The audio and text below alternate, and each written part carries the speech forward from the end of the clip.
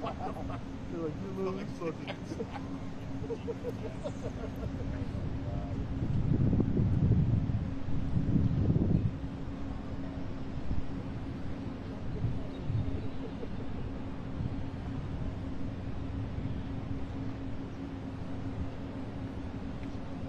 Can you hear me? All right, so if I see him, I'll let you know, but these guys down here seem to have a good feeling about it. They saw a couple of agents come through, but we don't know yet.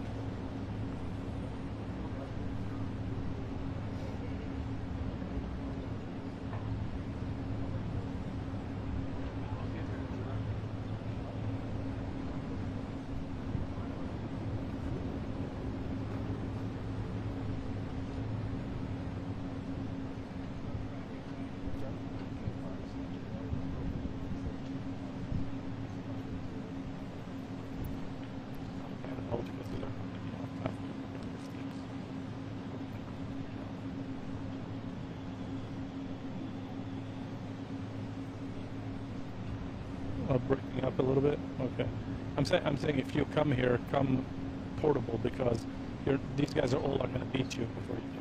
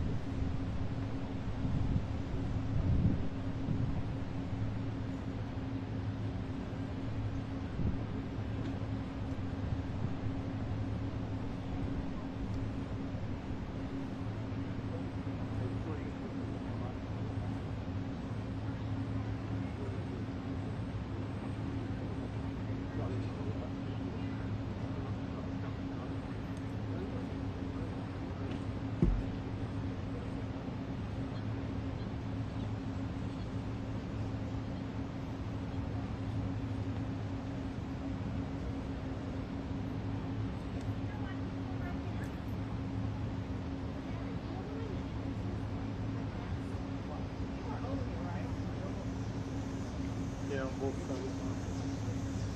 He could be anywhere. That's all I get. All I get.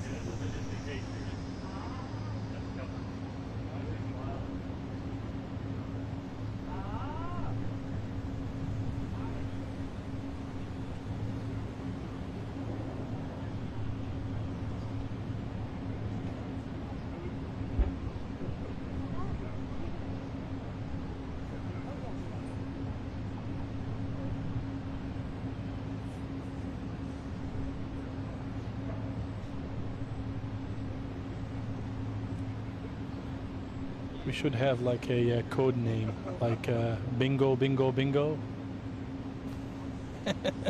Then you come my way running.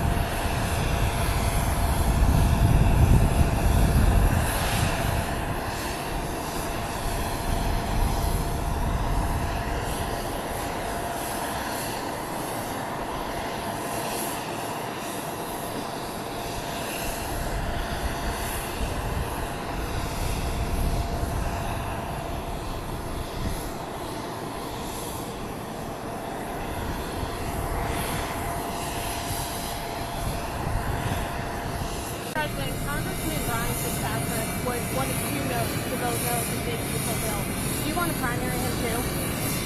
Well, I was disappointed that he did that. There were two of them that voted no, so I was disappointed that he voted no. Mr. President, what did Vladimir Putin today accomplish? We had a call. It was a pretty long call. We talked about a lot of things, including Iran. And we also talked about, as you know, the war with Ukraine. And I'm not happy about that. Mr. President, Mr. President. No, I didn't make any progress with it today at all. Mr. President, how much growth can the country expect from the one I big think we're going to beautiful get bill? great growth. I think we'll have growth in record numbers. This is going to be something that's amazing, and everybody was watching it all over the world. And I want to congratulate the Speaker and Tom Emmer and Steve Scalise and everybody else. I mean, they worked so hard, so hard. This has really been going on for over a year, if you think about it. I think, to be exact, about 14 months. And this was the culmination, and I guess it ended a lot earlier. A lot of people thought it would end up the following afternoon. Well, it ended up late in the evening, but they were great. What do you think it says? And by the way, on the Senate side, I thought Senator Thune did a fantastic job.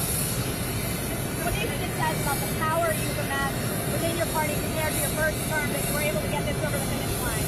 I think I have more power now. I could say, oh, gee, I don't know. I think I probably do because we've had a great record of success. You know, my first term was very, very successful. We had the greatest economy in the history of our country. I think we're going to blow it away this term. But, you know, we've proven certain things, and yeah, I think probably it's got more gravitas, more power. Sir, you signed a trade deal with Vietnam yesterday. Great deal, 40% on transshipping. Can we expect any more of that before next week, sir? So we have a couple of other deals, but you know, my inclination is to send a letter out and saying what tariff they're going to be paying. It's just much easier. We have, you know, far more than 170 countries. And how many deals can you make? And you can make good deals, but they're very much more complicated. I'd rather, and I've been like this from the beginning, I'd rather send out a letter saying this is what you're going to pay to do business in the United States. And I think it'll be well received. I think it's just so many countries. And, you know, then they go specific. Let's do this, let's do that, beef, ethanol. And I'd rather just do a simple deal where you can maintain it and control it. You're going to pay a 20% or 25 or 30% tariff.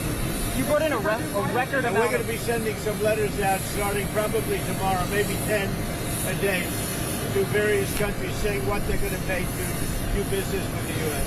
Mr. President, the incident of a Republican congressman was gunned down last night in Washington, D.C. Do you think it's time for Congress to take back control of D.C.? I think that D.C. has to become a very safe place. And we're not going to let anything bad happen to D.C. That's our beautiful D.C. And we're not going to let anything bad. And we'll have something to say about it next week. Mr. President, why did you pause weapons to Ukraine? Why did you pause weapons? We haven't. We're giving weapons, but we've given so many weapons. But we are giving weapons, and we're working with them and trying to help them. But we haven't. You know, Biden emptied out our whole country giving them weapons. And we have to make sure that we have enough for ourselves. What message? Who are you with? Mr. President, there's going to be a lot of symbolism tomorrow when you sign the One Big Beautiful Bill. On Independence Day, at the White House, kicking off the 250 years of American independence. What message should Americans be getting tomorrow when you sign this bill? Well, I think it's going to be really a message of proudness. You're going to be proud of your country because our country is doing fantastically well. The economy is great. You saw the stock market today. We're setting records. And in every aspect of our country, we're doing well, despite the fact that we inherited millions of people that shouldn't have been here.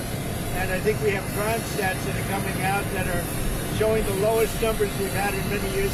And that also despite the fact that a lot of people are here that shouldn't have been let into our country. So they're going to be very proud tomorrow. So we're signing at about 5 o'clock. And at about 5 o'clock, we're going to have B-2s and F-22s and F-35s flying right over the White House. And the Speaker and I and John Thune, we're all there together with most Republican senators and congressmen and women. And it's going to be a great day. So we'll be signing with those beautiful planes flying right over our heads. All right? What are your expectations for the next round of talks with Speedway Club and his Iranian counterparts? Well, we're going to see. Steve is a great guy. He's a great negotiator. Iran does want to speak, and I think they'd like to speak to me. And it's time that they do. We're not looking to hurt them. We're looking to let them be a country again. They got beat up, and they were both exhausted, frankly. But Iran really got beat up, and I think they want to meet. I mean, I know they want to meet, and if it's necessary, I'll do it. But Steve is involved, and very much involved, and he's done a fantastic job. All right, one more.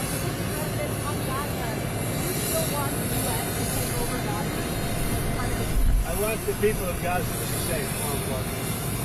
I want to see safety for the people of Gaza. They've gone through hell. Thank you very much. Thank you, sir. Thank you, sir. See you in Iowa.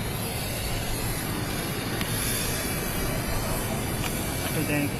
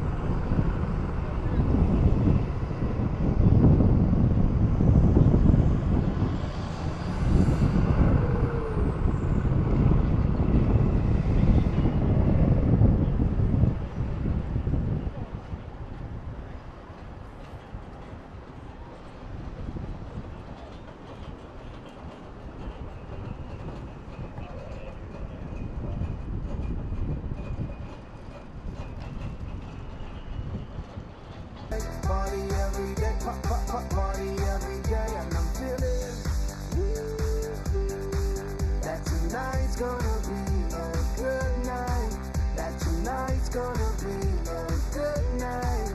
That tonight's gonna be a good night. I'm feeling that tonight's gonna be a good night. That tonight's gonna be a good night. That tonight's gonna be a good night. Woo-hoo.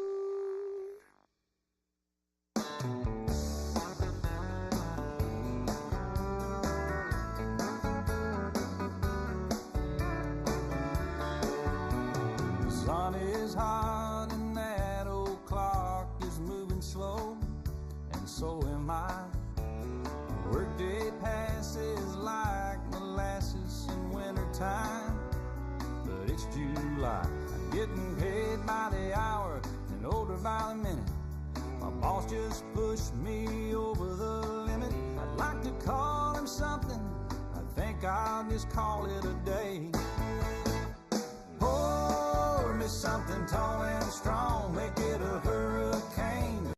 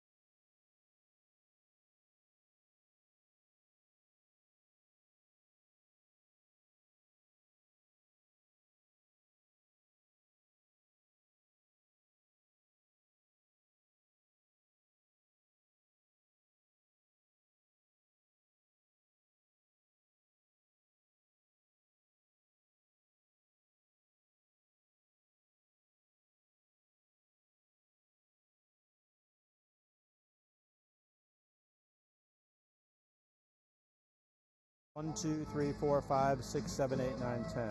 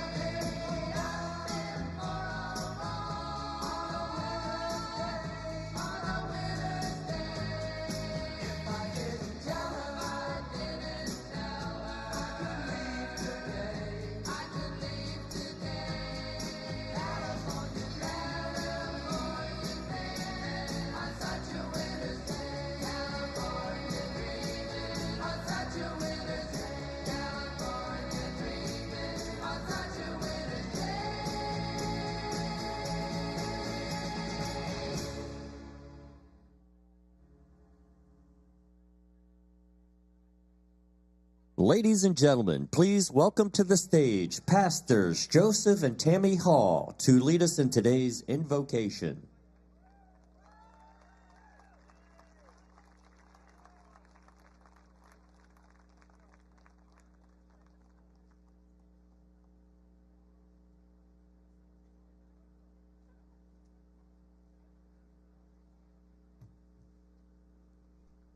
Hello, my fellow patriots. Come on, any patriots here today? Any faith-filled, God-fearing patriots here? Well, again, my name is Joseph Hall. This is my lovely wife, Tammy. We serve as the lead pastors of Crossroads CBN Council Bluffs, Iowa. I've been called America's most patriotic pastor. However, I have a feeling that many of you are just as patriotic as me, right? How many are proud to be an American? Okay, I'm not here to preach, y'all. I'm here to pray, so let's pray. Will you bow your heads? Raise your voices and your hands toward heaven with me. The Bible says, if my people who are called by my name will call on my name in prayer, that God will hear our prayers, forgive our sins, and heal our land. So let's call on God because we need Him, y'all. Let's pray. Our Father in heaven, Abba Father, Jehovah God, Jehovah Elohim, Adonai, Yahweh, Jehovah Rapha, Nisi, Jehovah Shalom. We come to you boldly in the mighty name of Jesus, the name that is above all names, the name that every knee will bow to and every tongue will confess. Jesus, you are still the way, the truth, and the life, and your word says when two or more gather together in your name, that there you are in our midst, and anything we ask in prayer, believing that we shall receive. Well, Father, we have more than a few God-fearing, faith-filled, American-loving patriots gathered here today, calling on your name. And God, we the people, your people, ask that your great glory and that your favor would fall on the great U.S. of A. God, that your favor would flow throughout our great nation once again, from your house, the house of God, through every house in America, God, every schoolhouse, every courthouse, all the way to the White House. God, let it flow from the mountains to the prairies. God, let it flow from New York to L.A., God, from Washington, D.C., all the way to the America's heartland, Iowa, and even into Nebraska. God, keep your hand on the heartland, and let there be a great revival that flows and sweeps this land once again. A revival of faith, God, a revival of common sense. God, we pray that faith leaders would rise up again, men and women of God would stand up again. And God, that pastors and leaders would lead our nation back to you, one nation under God. God, put a hedge of protection about our nation. Your word says that no weapon formed against us will prosper. The greater is he that is in us than he that is in this world. Protect us from all of our enemies, both foreign and domestic. Father, forgive them, for they know not what they do.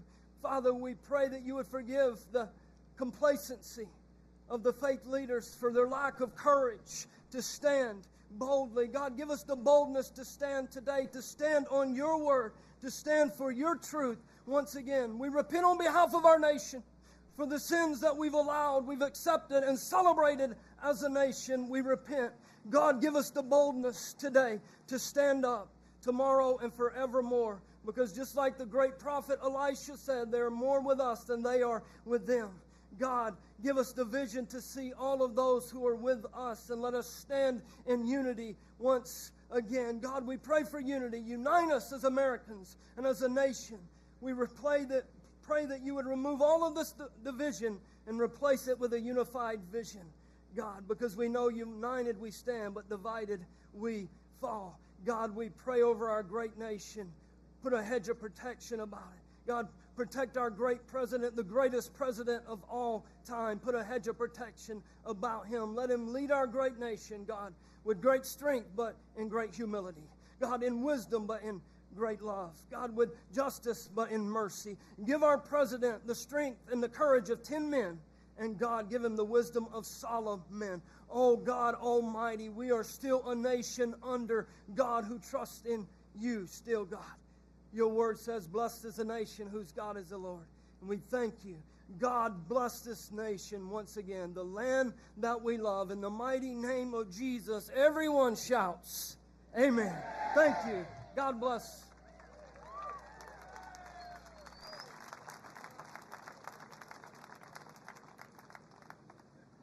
Ladies and gentlemen, please welcome to the stage former National Director of the American Legion, David Rabine, to lead us in the Pledge of Allegiance.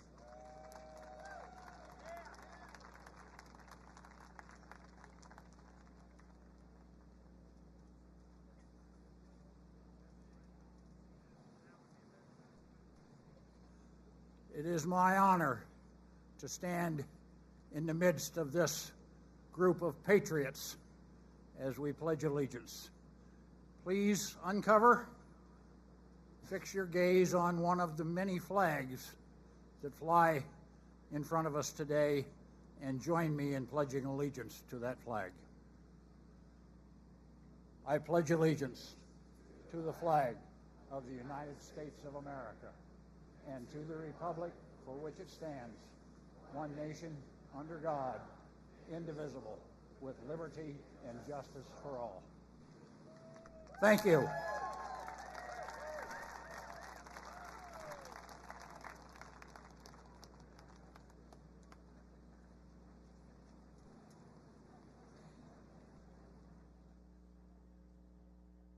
Ladies and gentlemen, please welcome to the stage Grammy-nominated recording artist Danny Gokey to sing our national anthem.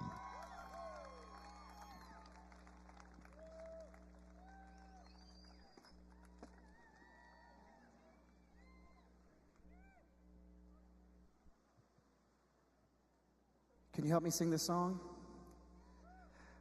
Oh, say, can you see by the dawn's early light what so proudly we hailed at the twilight's last gleaming, whose broad stripes and bright stars through the perilous fights o'er the ramparts we watched were so gallantly streaming, and the rockets' red glare, the bombs bursting in air, gave proof through the night that our flag was still there. Oh, say does that star-spangled banner yet wave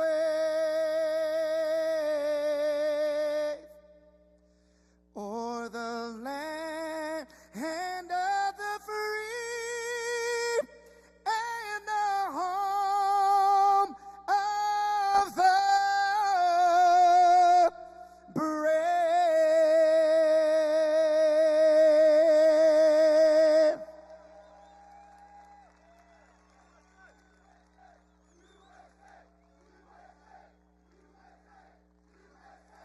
USA. So I'm gonna sing a song, but I have no audio on my monitors, and so if they want to fix that. But while they're trying to fix that, about 2 years ago, I wrote a song for my country. My wife's family fled communism, and you're gonna see the words on the screen. But I know what it takes. It takes belief in our country to see our country come back to life and see the things that our forefathers talked about. So is it okay if I share this song? It's called My America. Let's see if the audio works this time. But look at the screens and you can see the words, and hopefully it touches your heart and reminds you how great our country really is.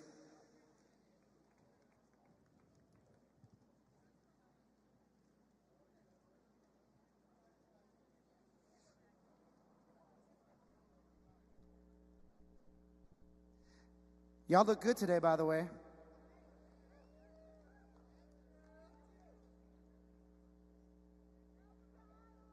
Thank you. I like Iowa. I'm going to tell you. Yes, sir. It's plugged in.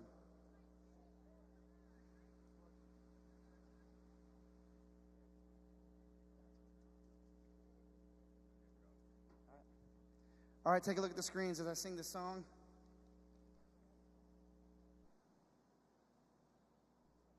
Still nothing.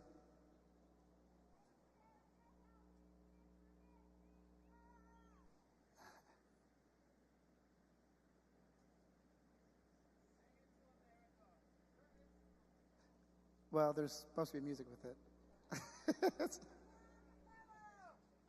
Acapella? Oh man, you want me to do it? Well, if we do it acapella, they'll have to start it over, and I can try. I'll have to read the words because I don't have any timing with music. All right, I'm going to do it a cappella. It looks like I'm going to watch the words with you, all right?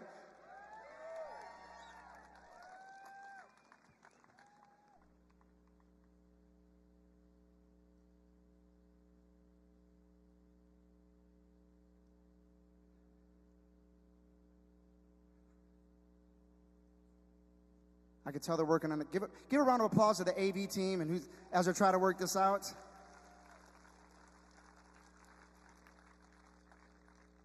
I hear them say our country's far too gone. Even claim our fathers got it wrong. But I won't give up on us, and I'll take a stand. 'Cause we can overcome. This is not the end. I still believe in us, oh America. You're still the land I love, though a little bruised up. Stars and stripes still cry liberty over evil, over tyranny.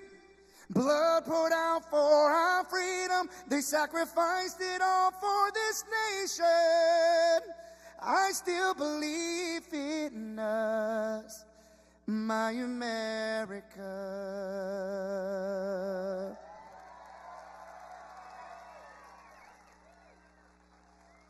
Our history is full of bravery.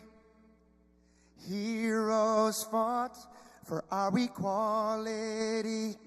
Now is the time to make peace and forgive our faults, because united we stand, or divided we will fall. I still believe in us, oh America.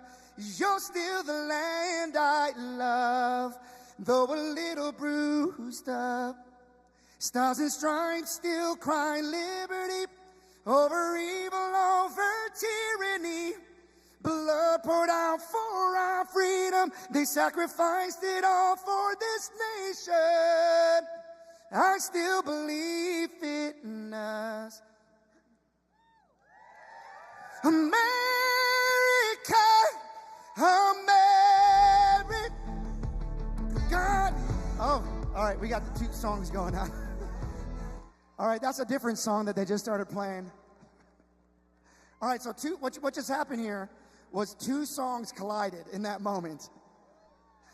Do we have the last one that we can? You guys, I'm so sorry about this. It's actually a really good song, at least I think. I wrote it.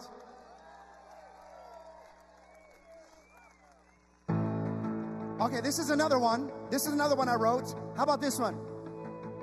I've been staying quiet. I'm not looking for a fight. I don't hate nobody, but nobody seems to like that. I want to live what I believe. I want to keep my right to speak for my family, for my faith, to anyone who feels the same. And be brave. Come on. Stand up for freedom, stand for truth, and don't be afraid. You got a voice that you can use, so go on and speak out. The time is right now. If you want to keep that flame of liberty ablaze, stand up and be brave. We got any brave people here today? Whoa, be brave.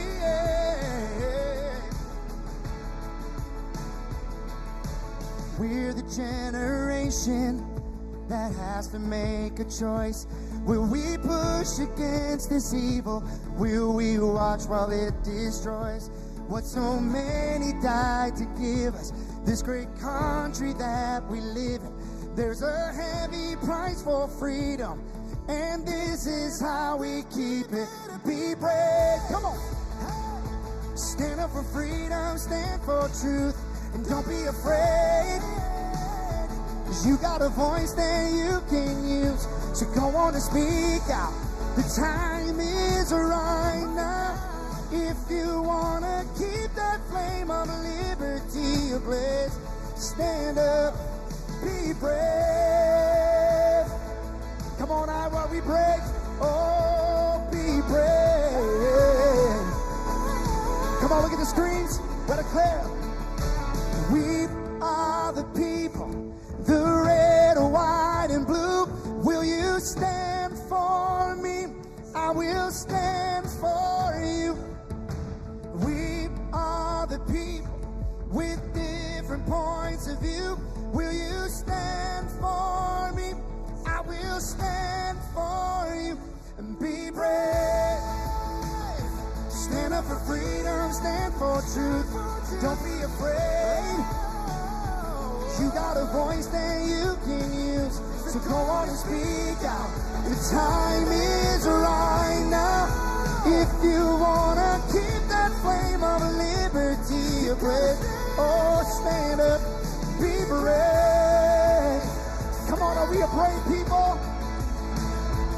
Be brave. Stand up for us. Be brave for your children. Be brave for your family. Be brave for your future. Be brave for your country. Come on, let's be brave. All right, let's see if they can give us one more try with the other song. To the guys who are running it, if you want to go to the other version, the key up, we can do it in the other key if that audio works. We'll try one more time. You guys, thank you for your patience. These things just happen. I can dance, but I'm not a good dancer, so you don't want to see that. You'd rather hear me sing. Here it is. Oh! I still believe in our great country. Can I get my microphone up in my ears, please? I hear them say our country's far too gone. Even claim our fathers got it wrong, but I won't give up on us, and I'll take a stand, 'cause we can overcome. This is not the end. I still believe in us, oh America. You're still the land I love, though a little bruised up. Stars and stripes still cry liberty over evil, over tyranny. Blood poured out for our freedom. They sacrificed it all for this nation. I still believe it in us, my America.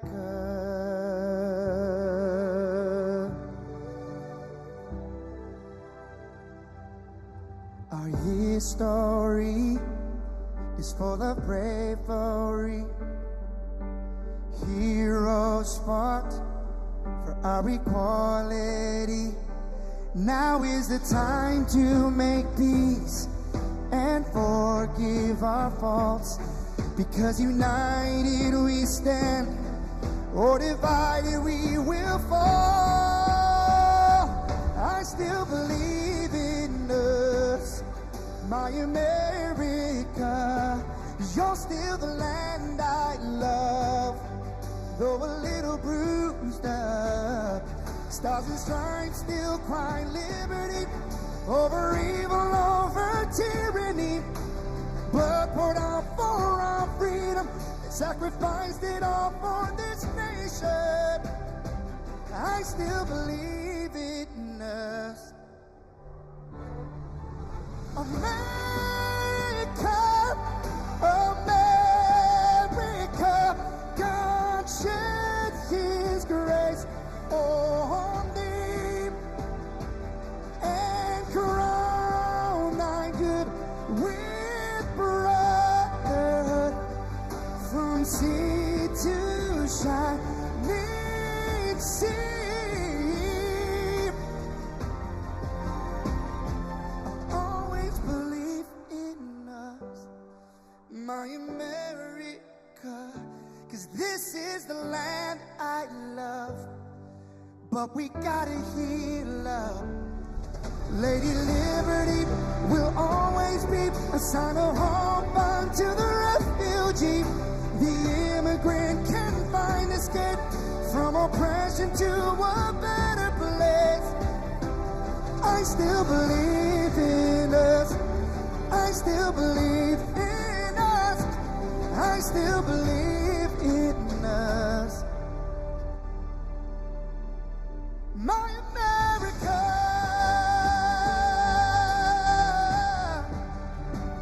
our America.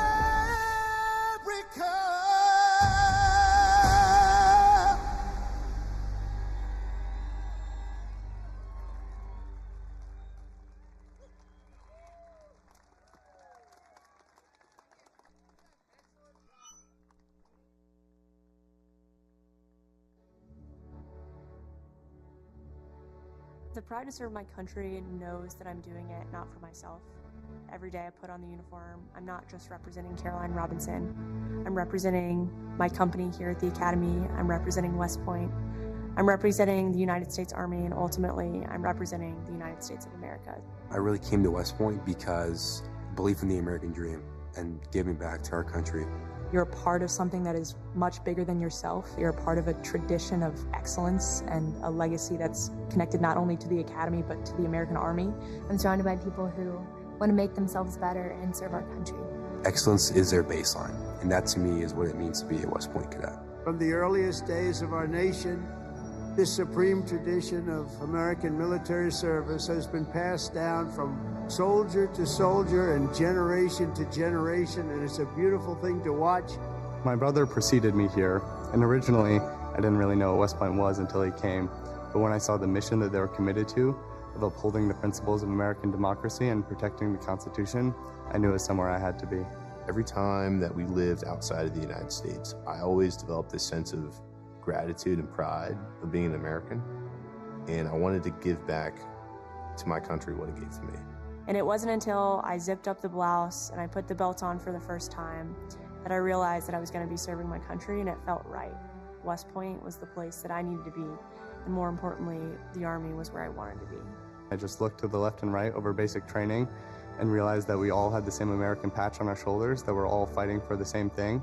I mean, there was no better feeling in the world knowing that every single person around you is committed and willing to die for that mission.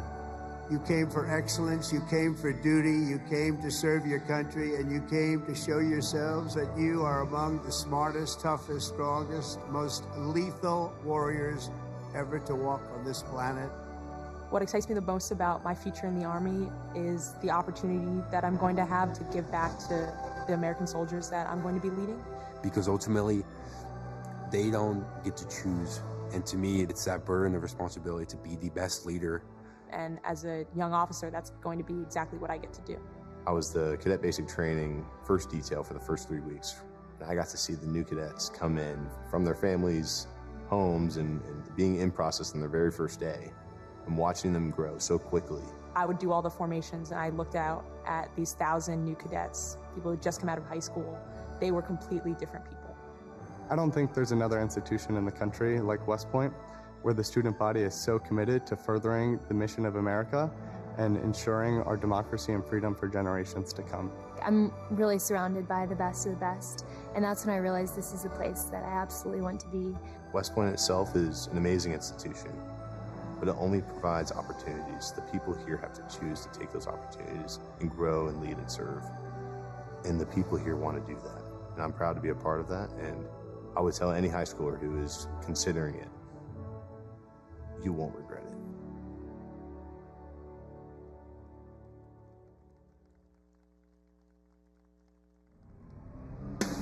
Ladies and gentlemen, please welcome to the stage CEO of the Iowa State Fairgrounds, Jeremy Parsons.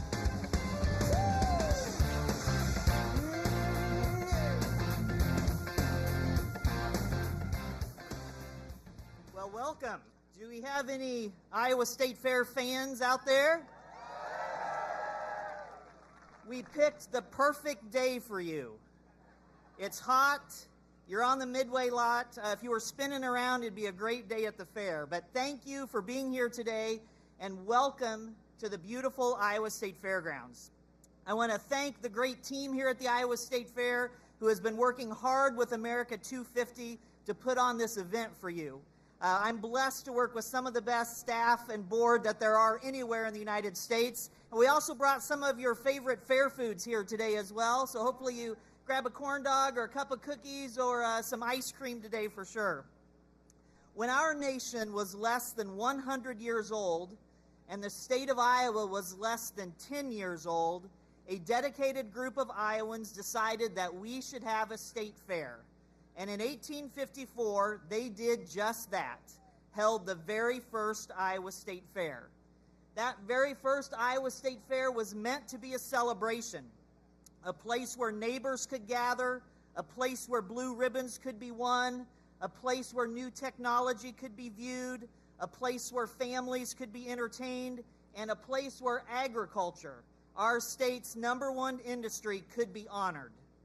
And 171 years later, the Iowa State Fair is still here, and we are still celebrating as big as we ever have, despite all of the changes in our world since that first fair.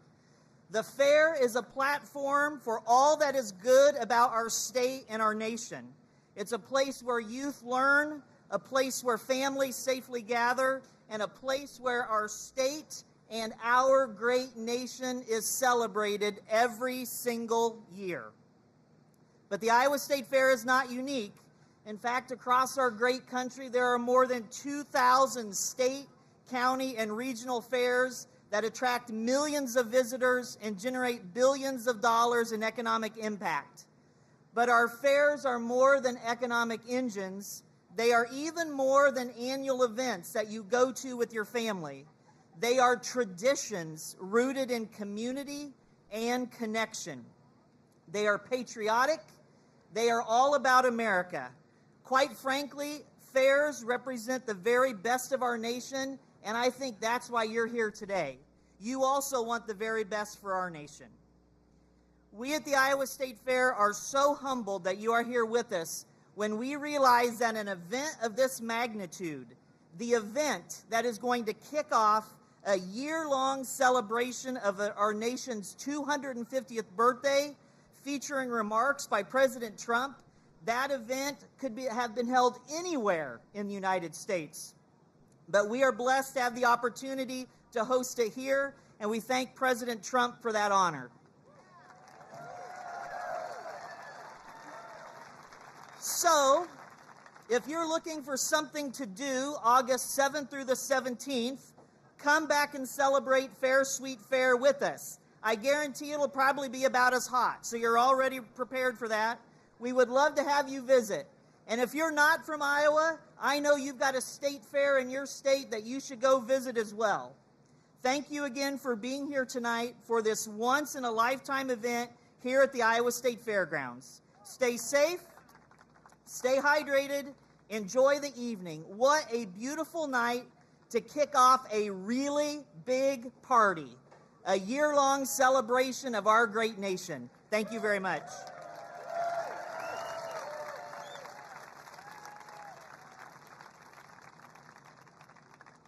Ladies and gentlemen, please welcome to the stage Iowa GOP Chairman Jeff Kaufman.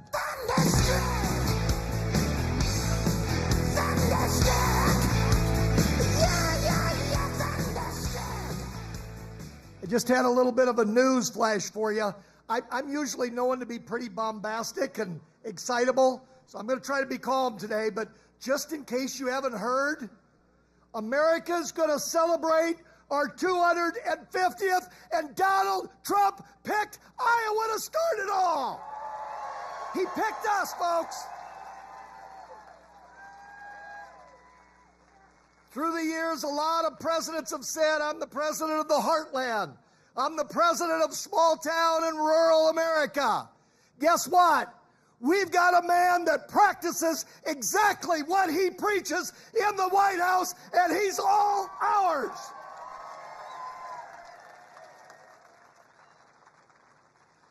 And of course, you've all heard about the big, beautiful bill. That is passed. That is in law. And the Democrats that opposed it can go pound sand. And just a little clarification in case the media's hearing. Listen to this very carefully, folks. Do not cede an inch when you're talking to your neighbors and friends. And it's this. If you work and if you're legal, you're not going to get kicked off Medicaid. That's a lie. It's a lie from desperate people. So, I want to talk about a few other things today that are also beautiful, besides the big, beautiful bill. How about giving the money, the dollars, the hard-earned resources back to the people? That's beautiful. How about trying to erase trade and tariff deficits that have been around for decades and decades under both Republicans and Democrats? That's also beautiful. How about reducing the temperature so that we don't run into a nuclear holocaust? That's also beautiful. How about protecting every single young woman's right to compete fairly? That's beautiful. And not only is it beautiful, it's the right thing to do. Thank you, Mr. President, and thank you, Governor Reynolds, and thank you to the Iowa legislature. You all met together to make that happen. And one other thing that's beautiful, how about that delegation, that congressional delegation from Iowa? All 6 of them voted yes to the big, beautiful bill. Now, let me tell you a couple things that are, well, ugly, not beautiful. How about the left-wing nuts that are infesting our dialogue and our universities? That sure isn't beautiful. How about the pro-Palestinian rioters that have lost their way and on tax dollars protesting and acting like complete moronic idiots? How about opening up the border like the last 4 years and allowing danger to infest our country? That sure isn't beautiful. And this might be old-fashioned, folks, but let me tell you something else that's ugly, that's not beautiful. Yes, you have a right to do it, but it sure isn't beautiful. When we play the anthem, stand the hell up.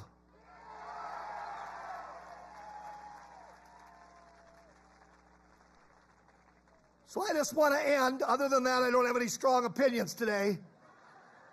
I just want to end with a true story. This is going to sound like I made it up, but last night I was on my four-wheeler. I was taking my grandson Oliver for a drive out by the creek. He's 4 years old. Heart and soul, of course, I've spoiled him absolutely, completely, utterly rotten, which is what we're supposed to do. And when we were sitting there by the creek, I was telling him that I'm going to see President Trump tomorrow. So he had all kinds of questions about that. And there's an eagle's nest where we go down. That's why we go down and watch the creek at that point. Honest to goodness, it was like a Hollywood show. The eagle took off and was in flight and flying around. And Oliver said, look, Papa, there's an eagle. I'm truly not making this up. So I finally looked at him. I said, Oliver, do you want me to say anything to President Trump? How telling this was, honestly. He looked at me. He says, Papa, tell President Trump that I love eagles. You know what? We love eagles. We love Iowa. We love this country. And here's a message that starts right now, and this can be a unifying message. And that is, and I want everybody to hear you, folks. I want them to hear you back there.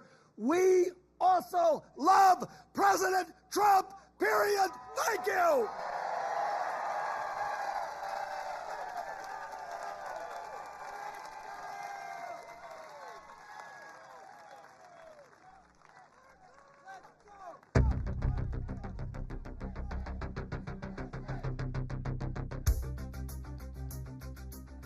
The Army has made me see my potential, and I feel like it's molded me into a better person.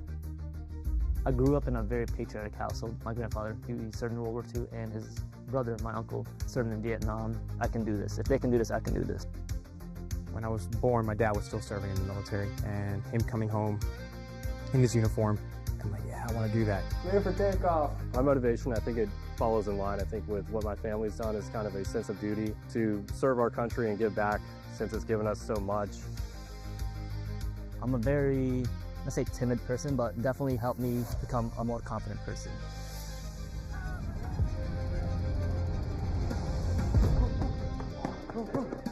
Working with a group and my peers, it really shows how much working with a team can strengthen you. All right, ready to go? Ready to go? I derive a lot of purpose from serving others. I think serving something bigger than myself gets me out of bed every day. If you follow it up, keep on saying.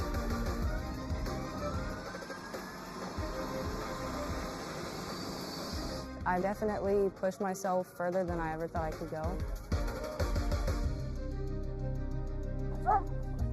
I joined the military service because I want to deploy. That's my main goal, is deploy, deploy, deploy. If we get the call, we have to go somewhere, we'll do what needs to be done. That's just the way we operate here.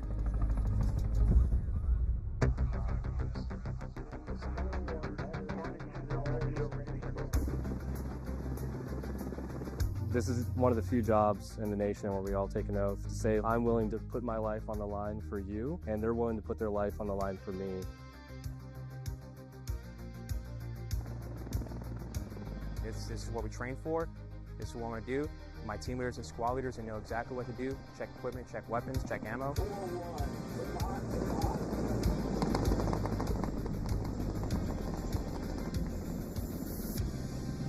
We're always ready to deploy within 18 hours and handle the mission at task.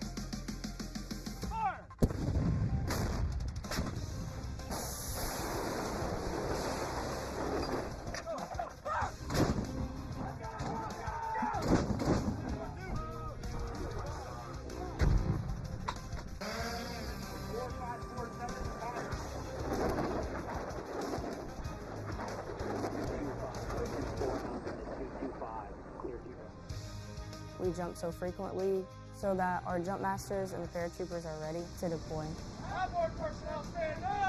I'm very passionate about being a jump master.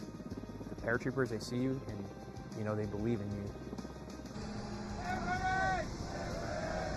I love to instill that confidence with my passion into those paratroopers. It's a rush. It's great. Drop them clear for personnel drop.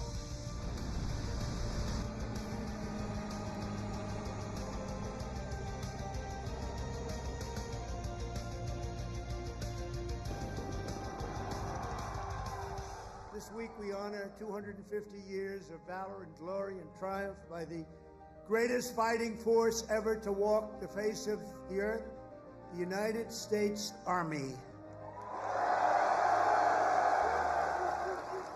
For 2.5 centuries, our soldiers have marched into the raging fires of battle and obliterated America's enemies. I love the Army.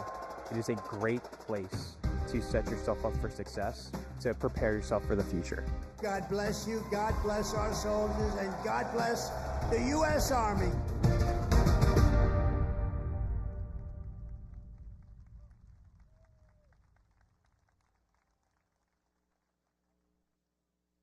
Ladies and gentlemen, please welcome to the stage Senator Joni Ernst. Hey, Uncle Sam, put your name at the top of his list, and the Statue of Liberty started shaking her fist, and the eagle will fly, and it's gonna be hell when you hear Mother Freedom start ringing her bell, and it'll feel like the whole wide world is raining down. That's right! Thank you all. God bless you. Thank you for being here to celebrate the kickoff to America's 250. What do you think? Oh, God bless our men and women in uniform. Thanks so much. I hope you're enjoying these videos. It is a great day to be an American. Thank you, Iowa, so much. And we are just hours from kicking off the year-long celebration leading up to our nation's 250th year as the greatest country on earth. So, folks, join me in thanking President Trump for choosing Iowa to kick it off. Hey, Iowa has always had President Trump's back because he has always had ours. Whether it's protecting Iowa's first in the nation caucus status, championing our farmers, or revitalizing our economy and small businesses, Donald Trump is making Iowa great again. He has taken action to secure our border and keep our communities safe. And under his leadership, border crossings have dropped to a historic low. So we're not immune, of course, to the chaos that was created by our southern border.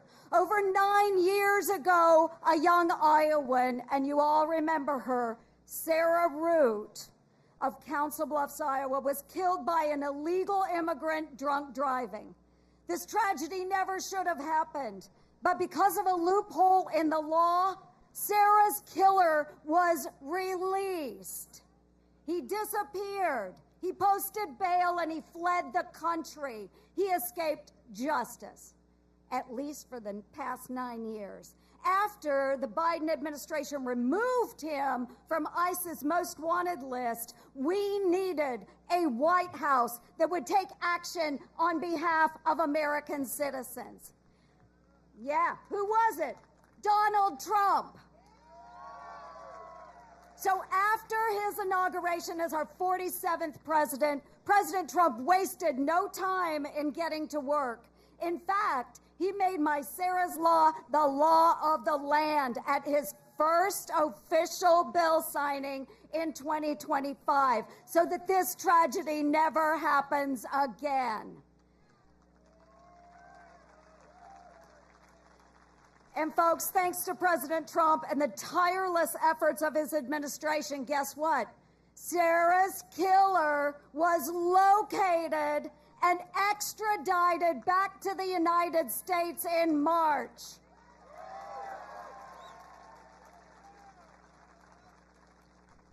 He is now facing justice, something that Sarah's parents never thought that they would have. But we finally have justice for Sarah Root. President Trump does not stop working and delivering for Iowans. Abroad, his strategy of peace through strength is keeping us safe. And here at home, he is getting the government back to work for you and eliminating waste, fraud, and abuse. Right, folks? Make them squeal. So, as your senator, I've been committed to saving your hard-earned tax dollars and making Washington squeal. I've been leading the Senate Doge Caucus, and I've been working hand in hand with President Trump to drain the swamp. We are really making them squeal now. So what we're doing, we're castrating wasteful spending, we're halting taxpayer-funded risky research at Wuhan in China, and we're slapping for sale signs in front of empty Washington office spaces. That's because you folks deserve to keep your hard-earned taxpayer dollars in your own pockets. So, no wonder Hawkeye State patriots overwhelmingly voted to send President Trump back to the White House. Your voices in November were heard loud and clear. We want him to continue his mandate because his agenda is getting our country right back on track. And that's why this week the Senate did our job to pass his one big, beautiful bill. So we are lowering taxes, cutting red tape, prioritizing rural America, and growing our economy. And with this bill, we've made his 2017 tax cuts permanent, and again, keeping your hard-earned tax dollars. So we are on the path to unleashing the golden age, not just for America, but for Iowa and every other state. With President Donald J. Trump leading the charge, we're going to accomplish so much more. So God bless you. Thanks to all of you patriots for coming out today to celebrate this kickoff. God bless the great state of Iowa, and of course, God bless these great United States of America. Thanks for turning out, Iowa.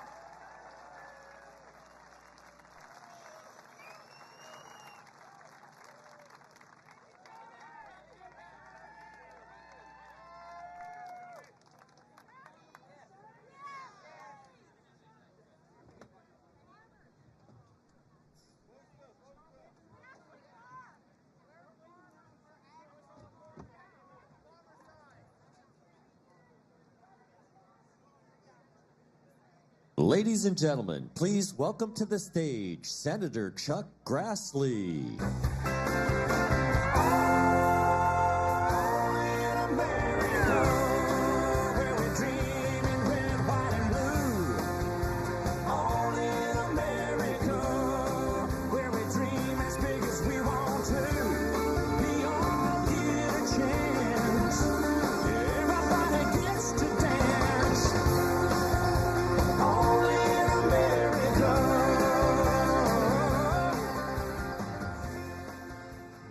God bless all of you for coming. It's nice to have hot weather, better than cold, but thank you for honoring our president, but more importantly, thank you for honoring the United States of America as we join this opportunity to be with President Trump to kick off America 250. We're once again first in the nation, just like every 4 years we're first in the nation.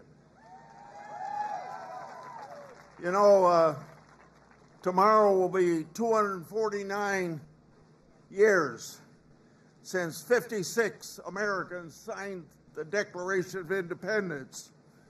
By signing that document, they were traitors to King George III, but they're what you and I would honor as freedom fighters. They knew at that time that King George III was going to restrict their freedoms. Couldn't do in the colonies what every other British person could do in London and the British Isles. He was restricting their freedoms. And that's why they said in the Declaration of Independence, we're endowed by our Creator with certain unalienable rights, among them life, liberty, and the pursuit of happiness. By saying we're endowed by our Creator, we get our rights and freedoms from God. We don't get them. We don't get them from the government. And we know that 13 years later, they wrote the Constitution. The Constitution doesn't say what our rights are except in the Bill of Rights, but that's just a few of the rights that were guaranteed by God. What it said was that we write this Constitution to protect the American people from their government, and it still serves that purpose. And I hope that we appreciate that in America. You know, people of the left get irritated when we talk about the United States being an exceptional nation. It doesn't mean that we're better than any people anyplace else, but it does mean we're an exception nation from the fact that we get our rights from God.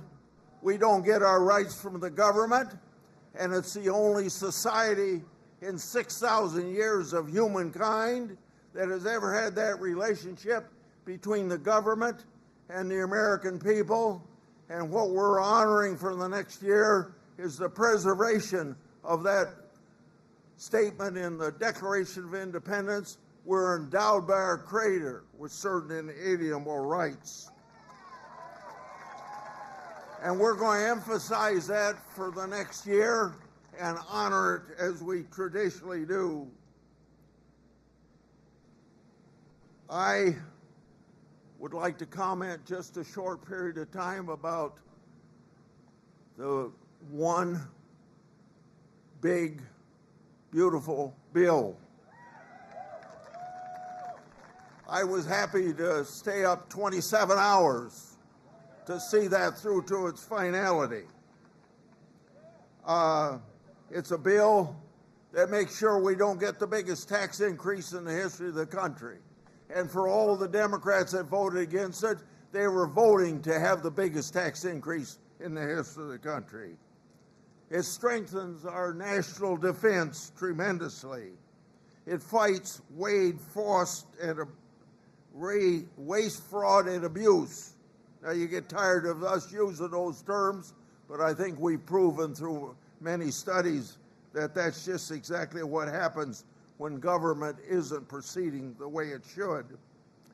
And I thought I would take just a minute to tell you what my contribution to the big, beautiful bill, because I'm chairman of the Judiciary Committee, and immigration comes under our responsibilities, so we're going to finish the wall.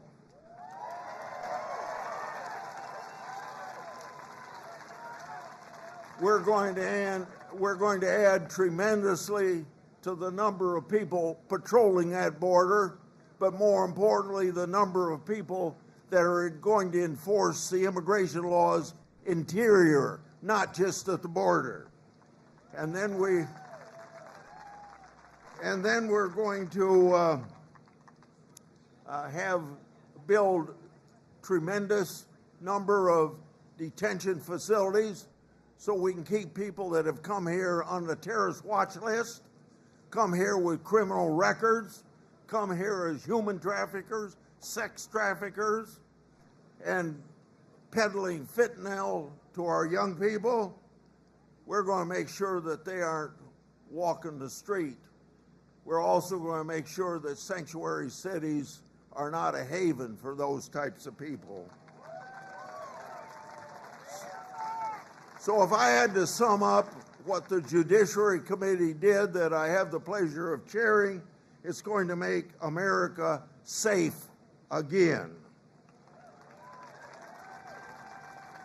I leave you with one last point that I don't think gets the attention it should, and it doesn't have to have any attention, But I'm going to make sure, as chairman of this committee, by listening to whistleblowers, getting documents that are been kept from Congress of the United States, I'm going to make sure that everybody is exposed and the documents prove it. For the 8 years that the opposition was trying to put President Trump in prison.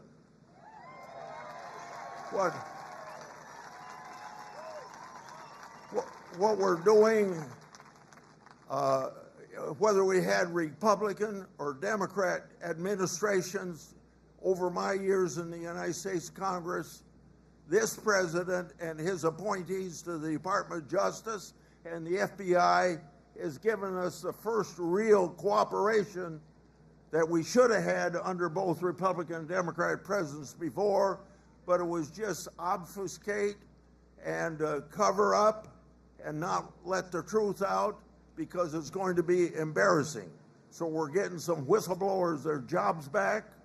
We are releasing documents because I want everybody who had anything to do since President Trump went down that golden elevator in 2015, have been trying to get him out of the presidency, or when he was out of the presidency, getting into prison. We don't have to put up with that in America. President Trump hasn't put it in America, and I want to thank President Trump and his administration for helping me make this stuff more transparent and never see that it happens again.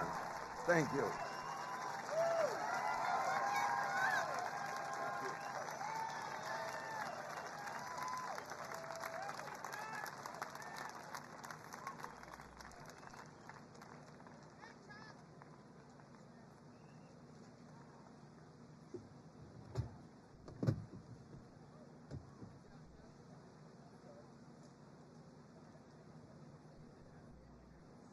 Ladies and gentlemen, please welcome to the stage Iowa Attorney General Brenna Bird.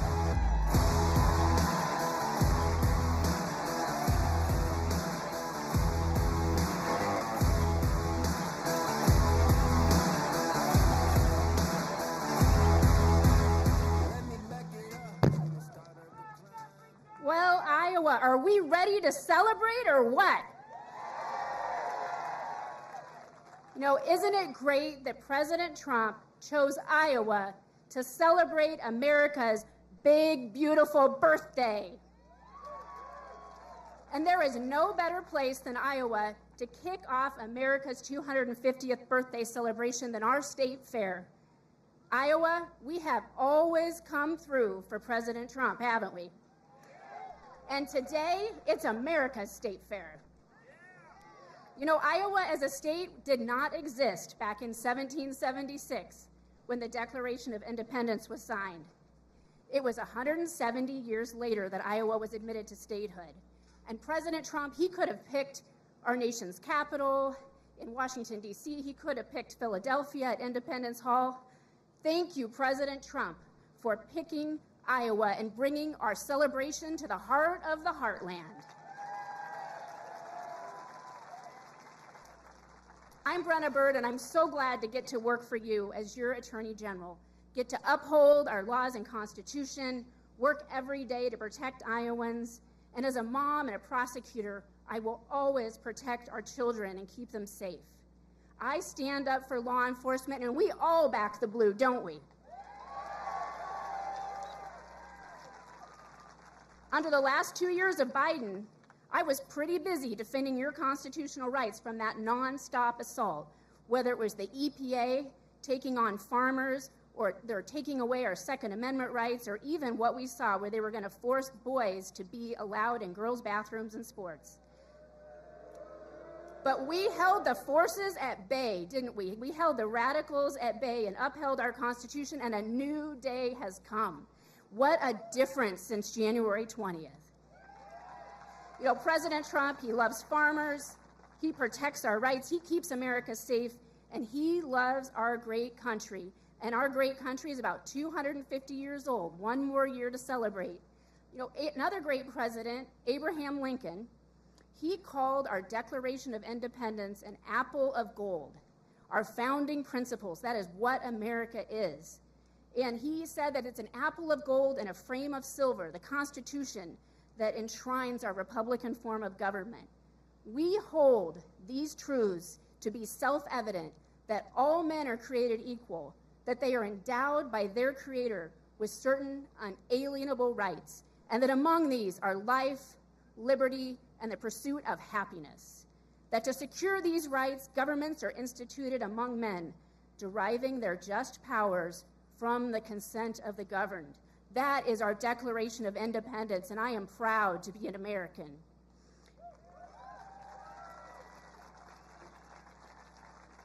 I'm also a proud Iowan because we've got a lot to brag about as a state. You know, Iowa sent more soldiers per capita than any other state in the Union to fight in the Civil War.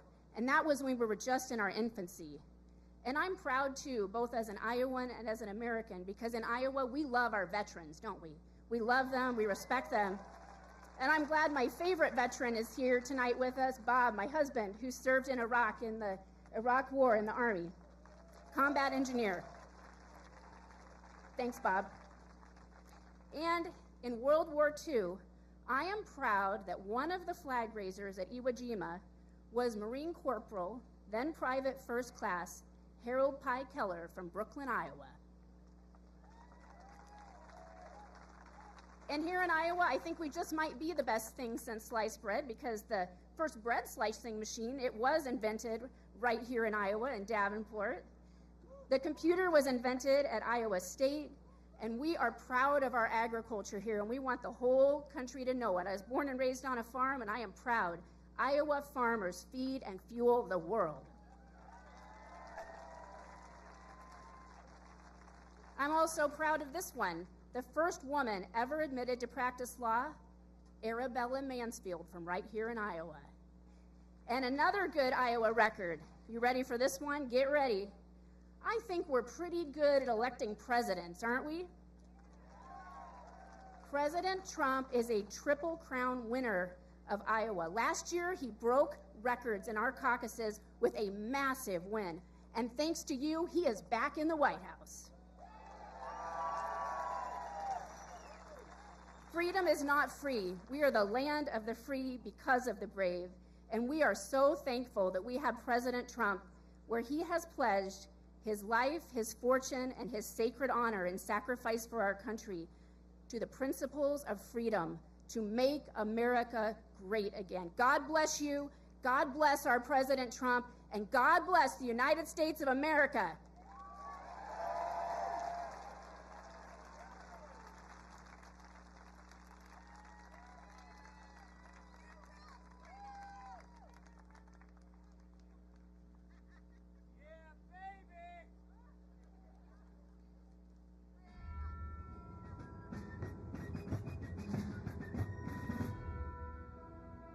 Before we even had a country, we had an army. They started as a small, unorganized group of shop owners and farmers, but they fought the most powerful army in the entire world to a standstill in Concord, Lexington, and Bunker Hill. Then our Continental Congress chose George Washington as general of our Continental Army. But it wasn't until 1 year later, on July 4th, 1776, that news arrived of the signing of our Declaration of Independence. Now we had a new army and a new nation. With little gunpowder, no shoes, bloody feet, few cannons, little training, and even less food. Valley Forge started in December. They went into winter camp in December of 1777. Approximately 2,000 Americans died that winter of disease. They lived through hell, but they never, ever gave up. Not this army, not this first American army. Finally, Washington and his army arrived, here at Yorktown, where they had General Cornwallis and his powerful British army trapped in this city against the sea. All of the preparation that Washington has learned through the course of those 6.5 years meets its full force here at Yorktown, and he employs it brilliantly. Sailing from the Caribbean, the French Navy arrived and took on the British fleet. Washington decided to make his move. Our men began digging to get closer and closer to the fort, finally getting within rifle and cannon range. Naturally, George Washington chose to set off our first cannon shot. The British had two small forts in front of the main fort. They were called redoubts 9 and 10. Then, on the moonless night of October 14th, the American and French forces attacked the redoubts. The hand-to-hand combat with bayonets, knives, and fists was bloody, to say the least. But within an hour, we were victorious. And as the sun came up the next day, Cornwallis looked out and realized he was in serious trouble. So he prepared an all-out, desperate counterattack. It didn't work, and the British were forced to surrender. We were supposed to lose to the best army and the largest and most professional navy in the world. But our young army had won the war and our freedom. The freedom we hold so dear. And 250 years later, for what started as a ragtag group of shop owners, has now become the most powerful army in the world. Today, many things are very different from that army here at Yorktown, but one thing remains the same. An undying passion, guts, and love for our country remains deep in the heart of today's army. When I look into their faces, you can see it. That will never change. God bless the United States Army, and God bless the United States of America.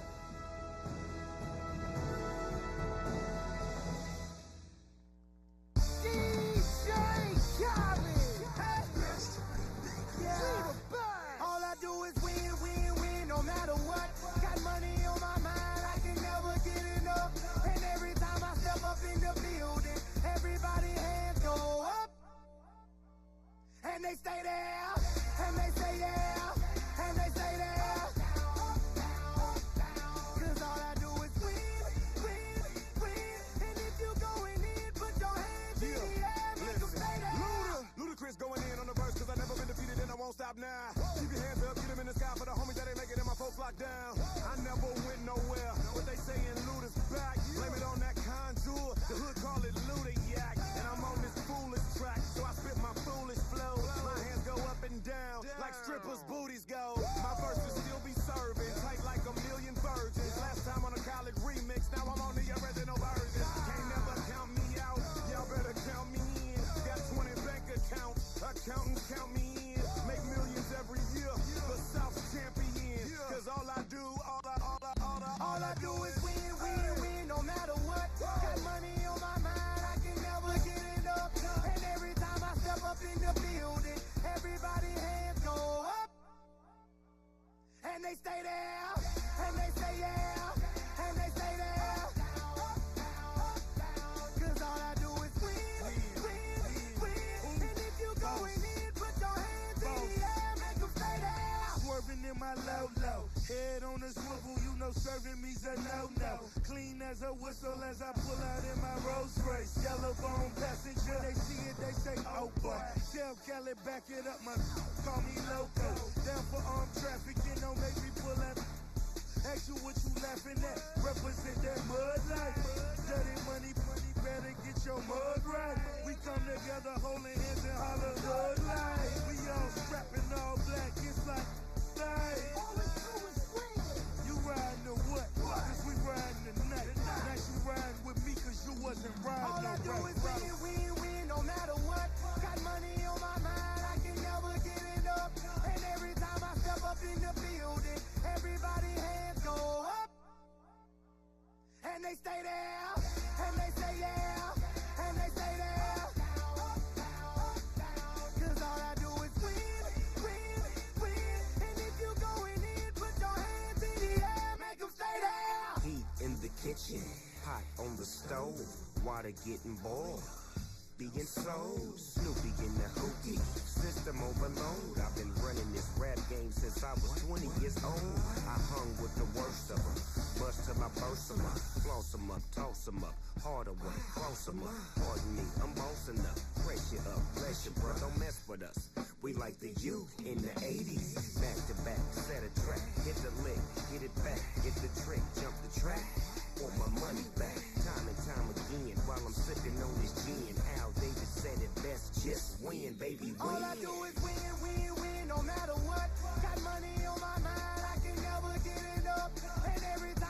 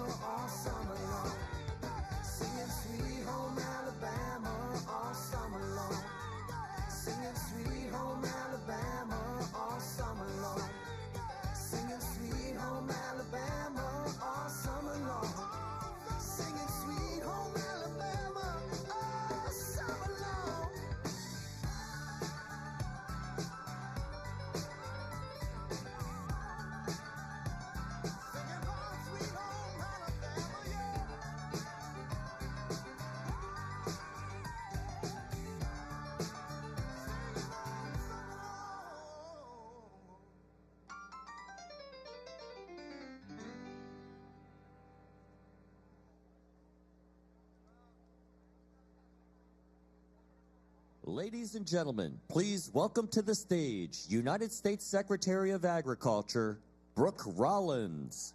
I love a small town world. I love a country girl. I love a Friday night. Man, I love this life. Sound of an old dirt road rolling through my mind. Man, I love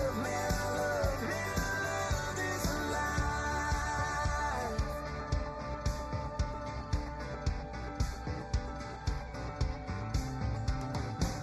I love that county line bar where they all know my drink. The way she throws her hands up when that cover band plays. I love the taste of her lips when she's been sipping that wine. I still get drunk on her every time. I love a small town world. I love a country girl. I love a Friday night. Man, I love this life. Sound of an old dirt road. Well, hello, Iowa. Who is excited that President Trump is in the air and on his way to the beautiful state of Iowa? Well, listen, y'all, there is no better place to kick off the new era of American greatness than right here, right now, on the Iowa State Fairgrounds. Let's go. Iowa is the backbone of America, and there is a reason for that. It is the small towns, it is the hearts of the people who live here who power our nation. Iowa feeds America. Iowa, you fuel America. And Iowa will always be the beating heart of America. Our American Revolution was fought for many causes, all under the banner of liberty. But central among them was this: the preservation of a people who work the land, who love their families, who take pride in our country and our flag, and place their trust not in the government, but in our Almighty God.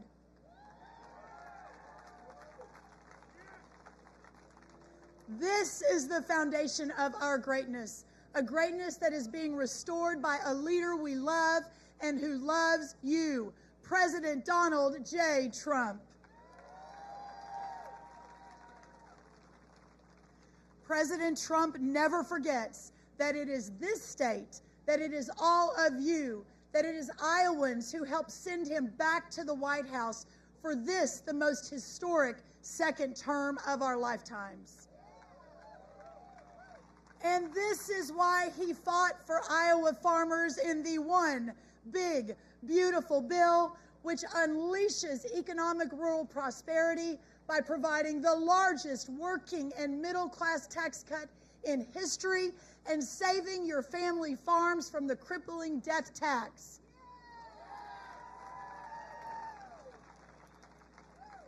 Listen, y'all, I am not from the great state of Iowa. I am a daughter of Texas's farms and small towns.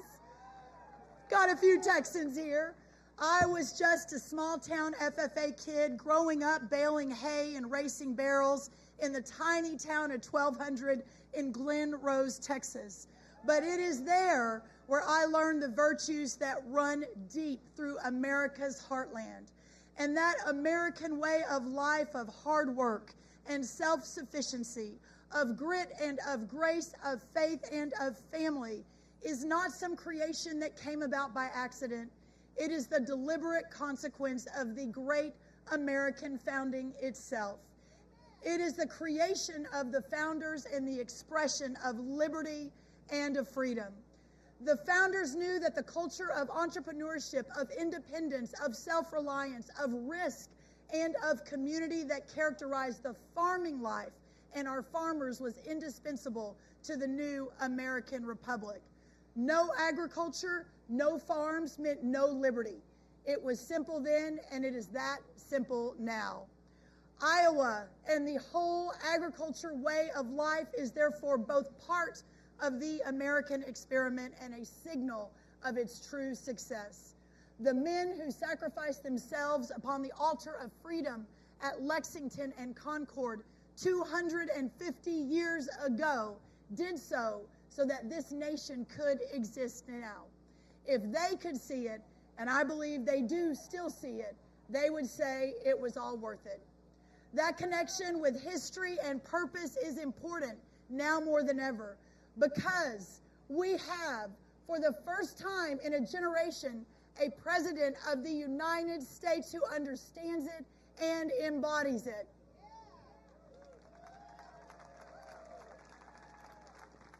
President Donald Trump is American in ways the founders would immediately understand, and in ways that the pioneers who tamed this former wilderness would have instantly recognized.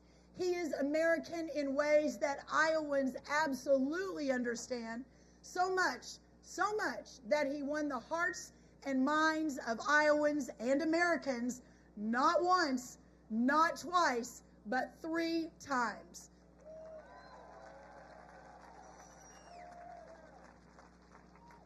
And now that you have brought him back to the White House again, he is delivering on his promises. Inflation, the cost of goods, is down. Our border is secure. Our partners across the world are negotiating again for great trade deals for our farmers and our ranchers. And the world is returning to peace once again. And by the way, did y'all hear that the cost of eggs is a little bit down? President Trump's Americanness expresses itself in his agenda. As his Secretary of Agriculture, I can tell you firsthand that his passion for American farmers, for American ranchers, for our rural America is unmatched. And we have the joy of keeping up with him in that respect. And everyone knows that he is explicit and unashamed in putting America first, in defending American jobs, in defending the American border, in defending the American heartland, in defending the American farmer, and in defending the American dream.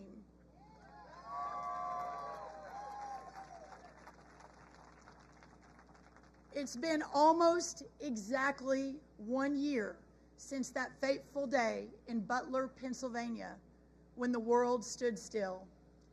It is the most uncommon thing in the world to be shot, and then to rise and to tell the shocked and terrified crowd to fight, to fight, to fight, to fight, to fight, to never give up for this country. But it is also the most American thing. I mentioned Lexington and Concord, and there's something in that record of the American Revolution we commemorate now, today, that we must never forget.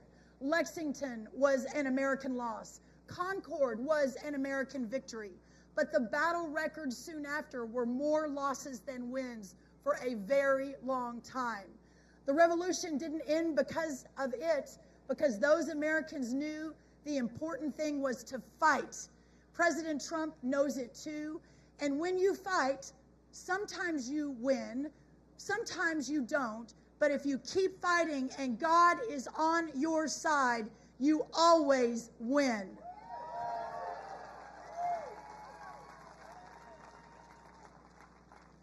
Tomorrow is the anniversary of our formal independence, the final 4th of July before the grand celebration of America's 250th anniversary, just 1 year from tomorrow.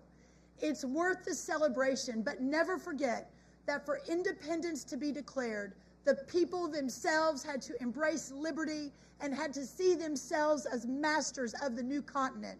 John Adams said the revolution was not won on the battlefield alone. It was also won in the hearts and the minds of our people. And it is those hearts and minds to which this president fights and appeals, and which this great state of Iowa and our farmers and our ranchers embody so well.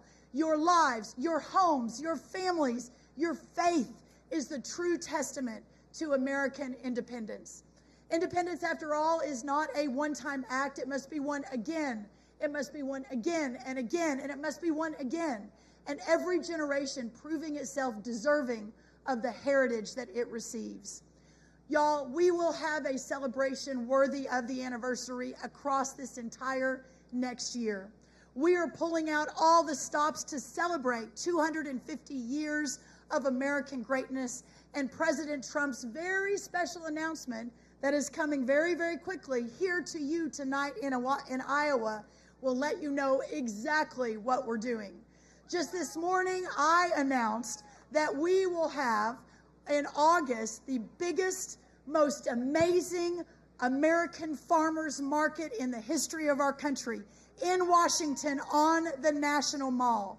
And tonight, I want to invite all of you, every farmer, every rancher, every producer from every state who sell their beautiful crops and their products and their pork and their beef, to join us in Washington 1 month from today during National Farmers Market Week. But let me finish with this. We are honored to call the greatest country in the history of the world our home. President Trump would be the first to tell you, love your country.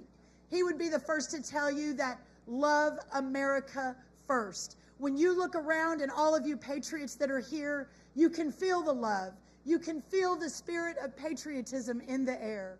It is that same spirit that won our independence. And it is that same spirit that moved the first farmer to sink the first plow into Iowa's beautiful, rich earth. Tonight, I'm reminded of another great Iowan, 24-year-old Martin Treptow. He worked as a barber in northwest Iowa before deploying to France during World War I.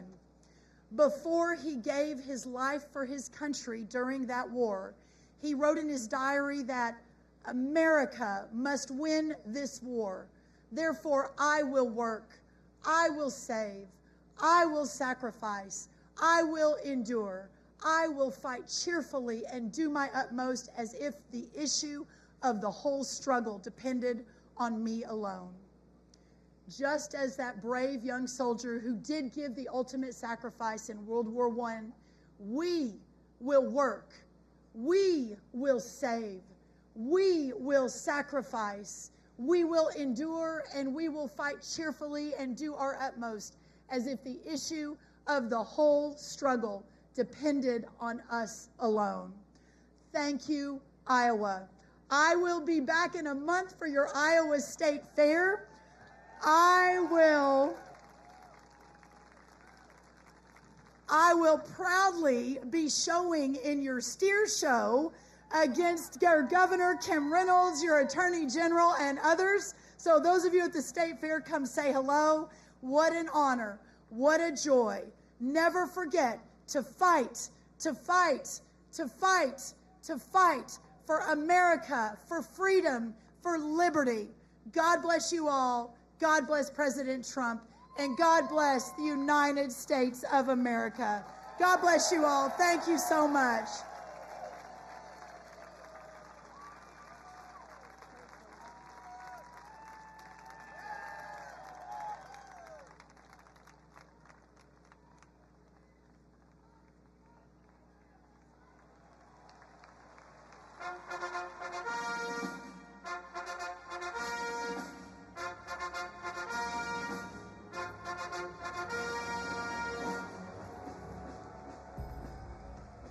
Today we commemorate an event that did not just change American history, but changed the history of the entire world with the creation of America's Army on June 14th, 1775.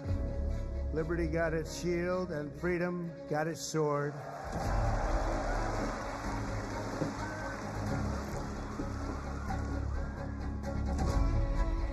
From Bunker Hill to San Juan Hill, from Gettysburg to Guadalcanal, and from the trenches of the Argonne to the mountains of Afghanistan, the Army has forged a legacy of unmatched courage, untold sacrifice, and unequaled glory.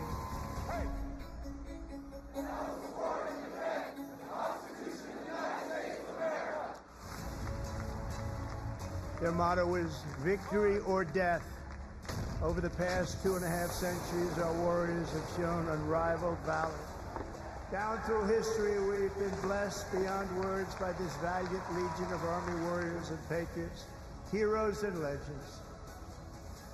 Thanks to their extraordinary service and devotion, 250 years later, America stands tall, America stands proud, and America stands free.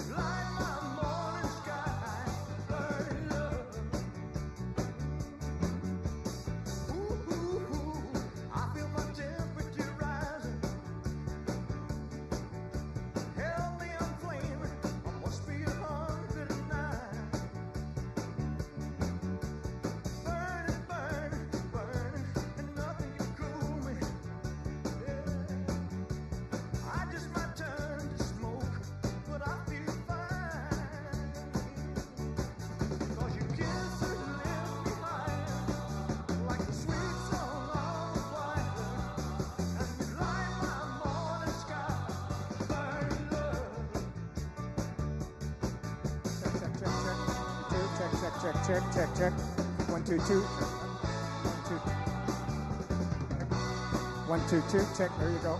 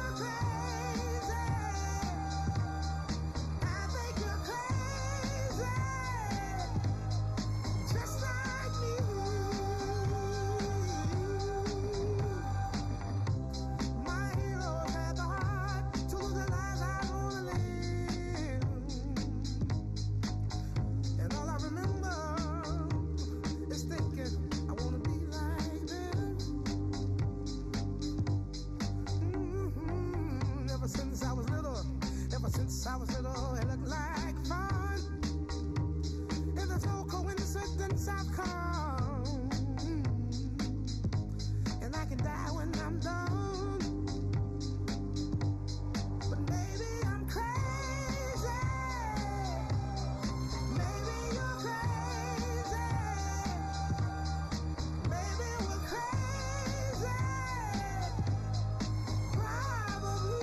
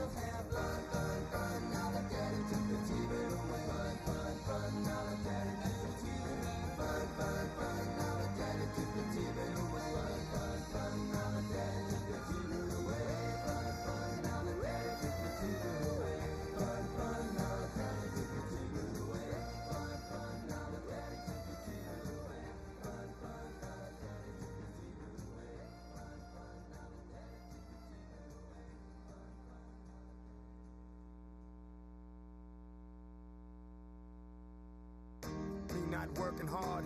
Yeah, right, picture that with a Kodak. Or better yet, go to Times Square, take a picture of me with a Kodak. Took my life from negative to positive, I just want y'all to know that. And tonight, let's enjoy life. Pitbull, Nadia, Neo, that's right. I want all of you tonight. Give me everything tonight. For all we know, we might not get tomorrow. Let's do it tonight.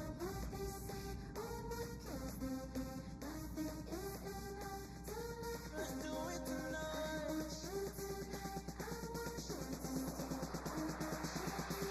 Grab somebody sexy, tell them, hey.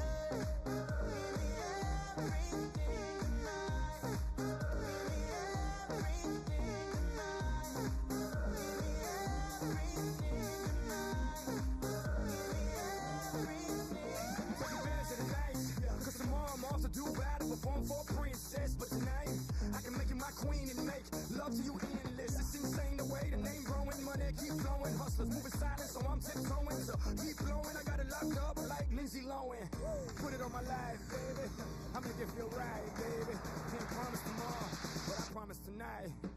Excuse me, and I might drink a little more than I should tonight. And I might take you home with me if I could tonight. Baby, I'ma make you feel so good tonight, 'cause we might not get tomorrow. Tonight, I want all of you tonight. Give me everything tonight. For all we know, we might not get tomorrow. Let's do it tonight.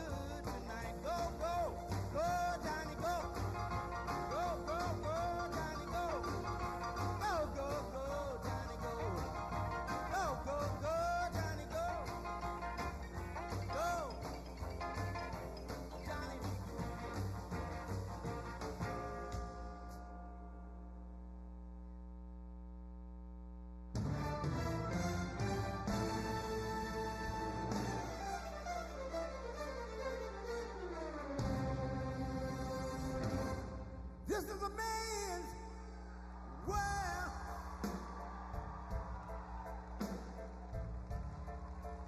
This is a man's world.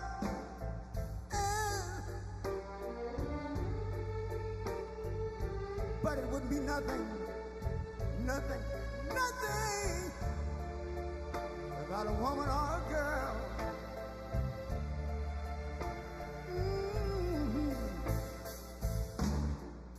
You see, man made the car to take us over the road. Man made the train, carry the heavy load. Man made the electric lights to take us out of the dark. And man made the boat for the water. Like my Bible said, Noah made the ark. This is a man's world. Ow! But it wouldn't be nothing without a woman or a girl.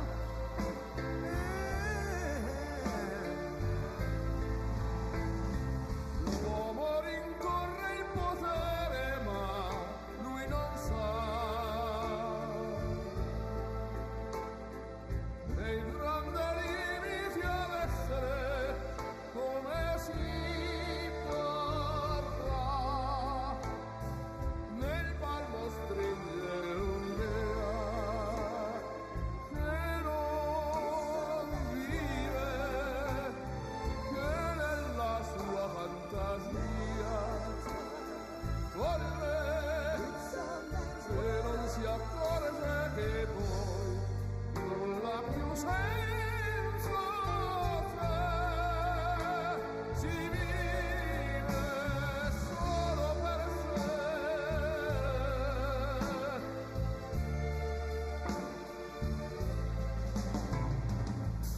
Man thinks about a little bit of baby girls and a baby boy. Man make them happy because man make them toys. But after man made everything he can.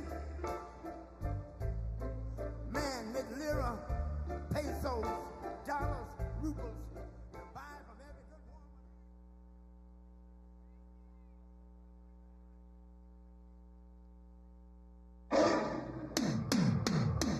Ladies and gentlemen, please welcome to the stage the United States Ambassador of Protocol, Monica Crowley.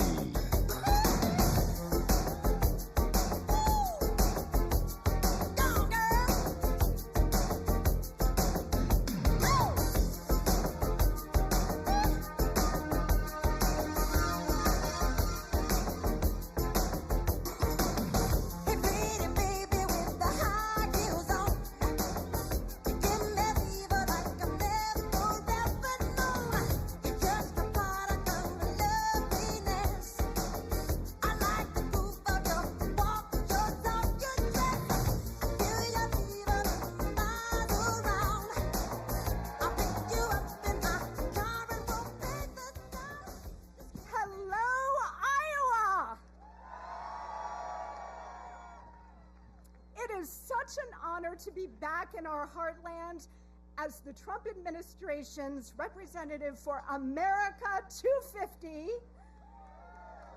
and as America's ambassador. Today we kick off our year-long 250th birthday party for America. This majestic celebration is about our exceptional history and the start of a new era of American greatness.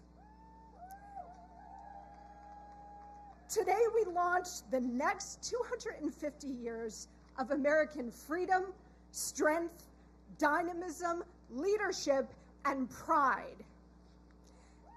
And what an absolute gift it is to have President Trump in the White House during this epic moment in our history. 249 years ago tomorrow, a ragtag band of young patriots came together in a small hall in Philadelphia to approve a document that would change the world forever. The Declaration of Independence was more than an airing of grievances against the crown. It heralded a new nation, announced in defiance of tyranny, built on individual rights and freedom. The Declaration was and remains the most eloquent battle cry of all time. The founders knew that when they put their names to it, they were risking it all. As Benjamin Franklin reportedly said, quote, "We must hang together, or most assuredly, we shall all hang separately." And yet, they did it anyway. That is true courage. And that is true faith in the absolute moral necessity to fight for God's gift of freedom.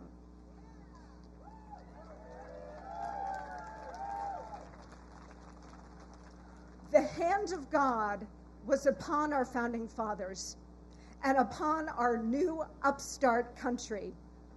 But America requires, in Abraham Lincoln's immortal words, a new birth of freedom in every generation. And over the next year, we will honor and celebrate all that the incredible generations before us accomplished, from creating this republic to saving it more than once. A new birth of freedom is exactly what we are experiencing right now, because our current president is a direct inheritor of the founders' heroic character.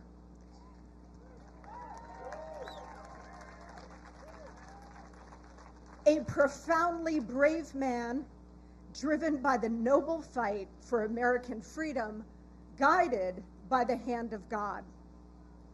From Washington, Adams, Jefferson, and Hamilton to Trump, the through lines of history are clear.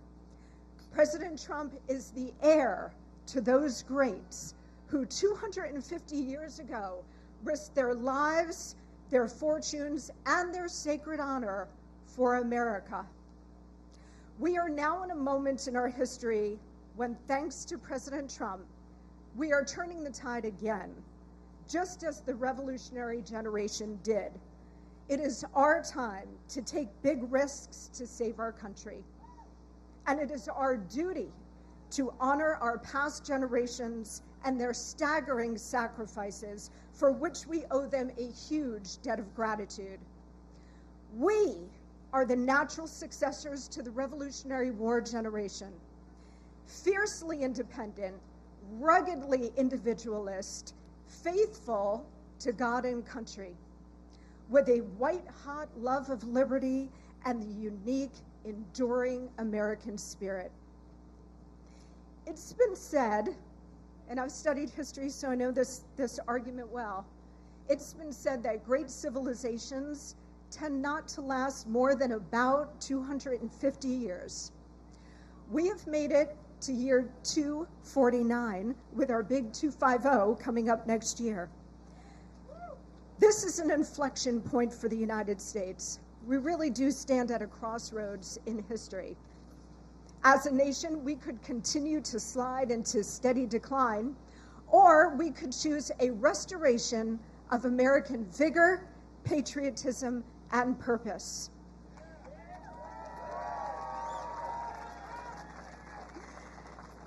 It is our responsibility to carry that spirit forward, and we have chosen to make America great again. But as our forefathers discovered, that mission requires forever vigilance. President Trump is rekindling our founder spirit and reclaiming the American Republic for the American people.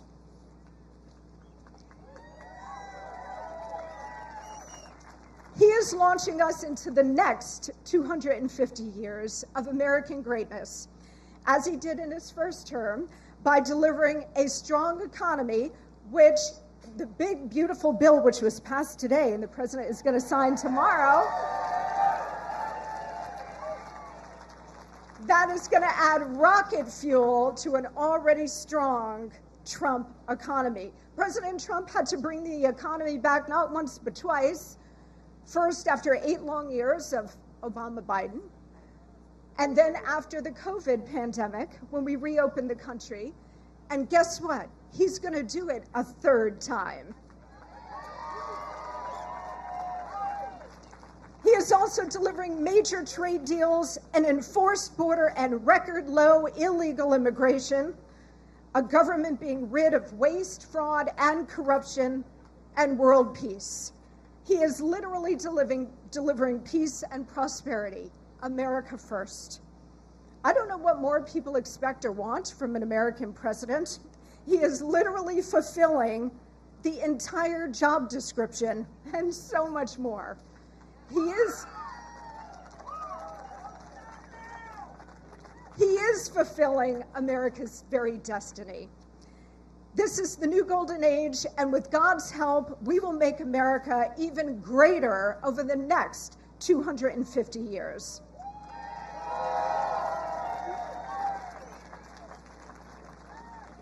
Thanks to the genius cluster known as the Founding Fathers and their unfathomable courage, we will celebrate, starting today, 2.5 centuries of magnificent American exceptionalism. America is a great country, of course. It is also a good country because of the spirit of the American people. One nation truly under God, a beacon of hope, a citadel of liberty, a light in the darkness. This is why we're all here today. This is why we fight. Or to quote a great man, this is why we fight, fight, fight. Thank you so much. God bless you. God bless President Trump, and may God continue to bless the United States of America.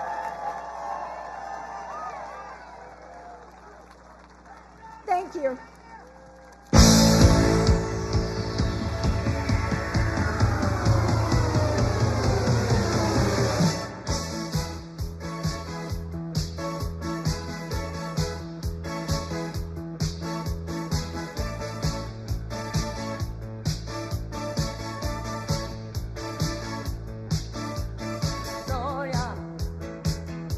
You're always on the run now, running after some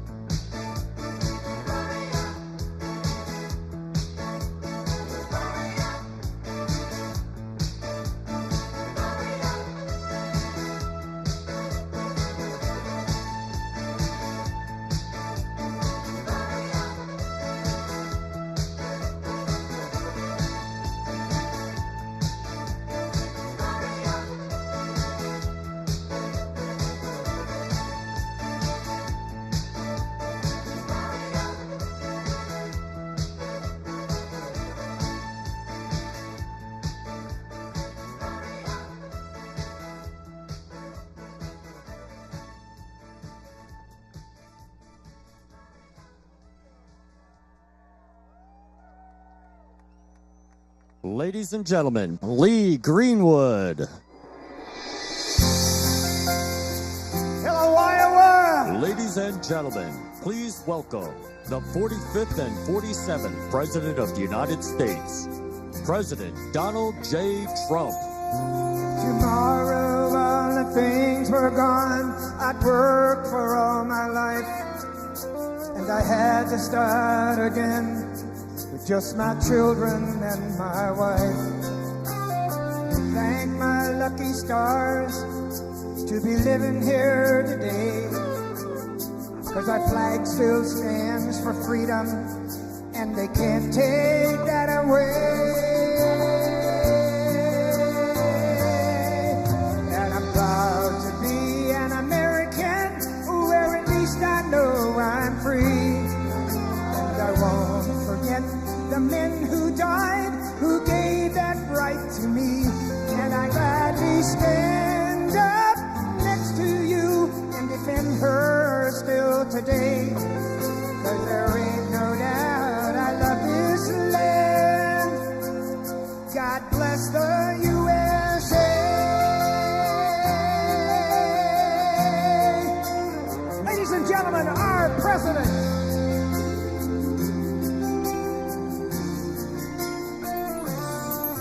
From the lakes of Minnesota to the hills of Tennessee, across the plains of Texas, from sea to shining sea, from Detroit down to Houston and New York to LA. There's pride in every American heart, and it's time we stand and say that I'm proud to be an American, where at least I know I'm free. And I won't forget the men who died, who gave that right to me.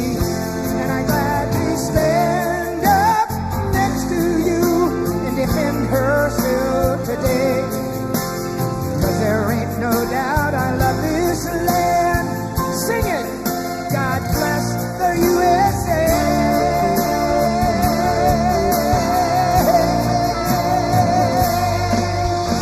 And I'm proud to be an American, where at least I know I'm free. I won't forget the men who died, who gave that right to me. And I gladly stand up next to you and defend her still today. 'Cause there ain't no doubt I love this land. God bless the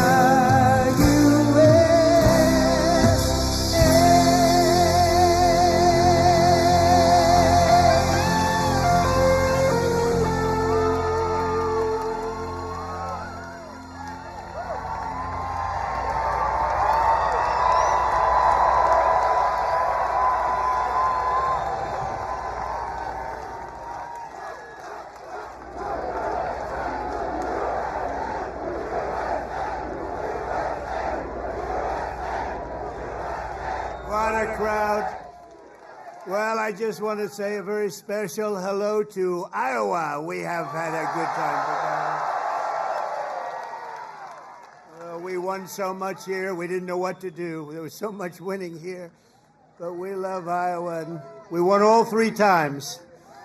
So that's pretty good, and won by a lot. But I'm thrilled to be back in a state that I love, and I really do love it too, with thousands of proud, hardworking patriots at the world-famous Iowa State Fairgrounds. Thank you. Thank you. 18 months ago, the people of Iowa braved sub-zero temperatures. You remember that night? Oh, that was cold. It was cold, but we were warm inside because we won by a landslide to turn out the first in the nation caucuses, and you delivered 98 out of 99 counties. What the hell county didn't? What's the name of that county? Let's get them out of here. 98 out of 99, that's not bad, Susie, I guess, right? We'll take that. But for President of the United States, Donald J. Trump, thank you very much, everybody. Then in November, we won Iowa by a landslide, 13 points, and it was the single largest presidential victory in your state's history. That's not bad. And now we're back where it all started to celebrate 5 months of incredible success for our nation and wish the Iowans and all Americans a very happy 4th of July. It's an honor to be with you. It's an honor. You know, a lot of people wanted us. When you're president, they want you. And if you're not president, they don't want you so much. But they really wanted us. And I said, nope, I'm going to Iowa because I promised I would go to Iowa. Sorry. I said, no way. There could be no better birthday present for America than the phenomenal victory we achieved just hours ago when Congress passed the one big, beautiful bill to make America great again. Right? And in the last election, the people gave us a historic mandate to cut taxes, raise take-home pay, bring back jobs, stop the invasion, that horrible invasion.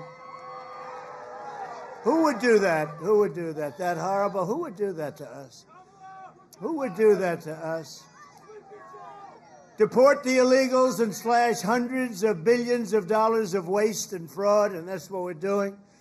With this bill, every major promise I made to the people of Iowa in 2024 became a promise kept. You know, they had a report today on some crazy fake station, but it wasn't fake in this regard. They said, you know, this guy actually did more than he promised. I did.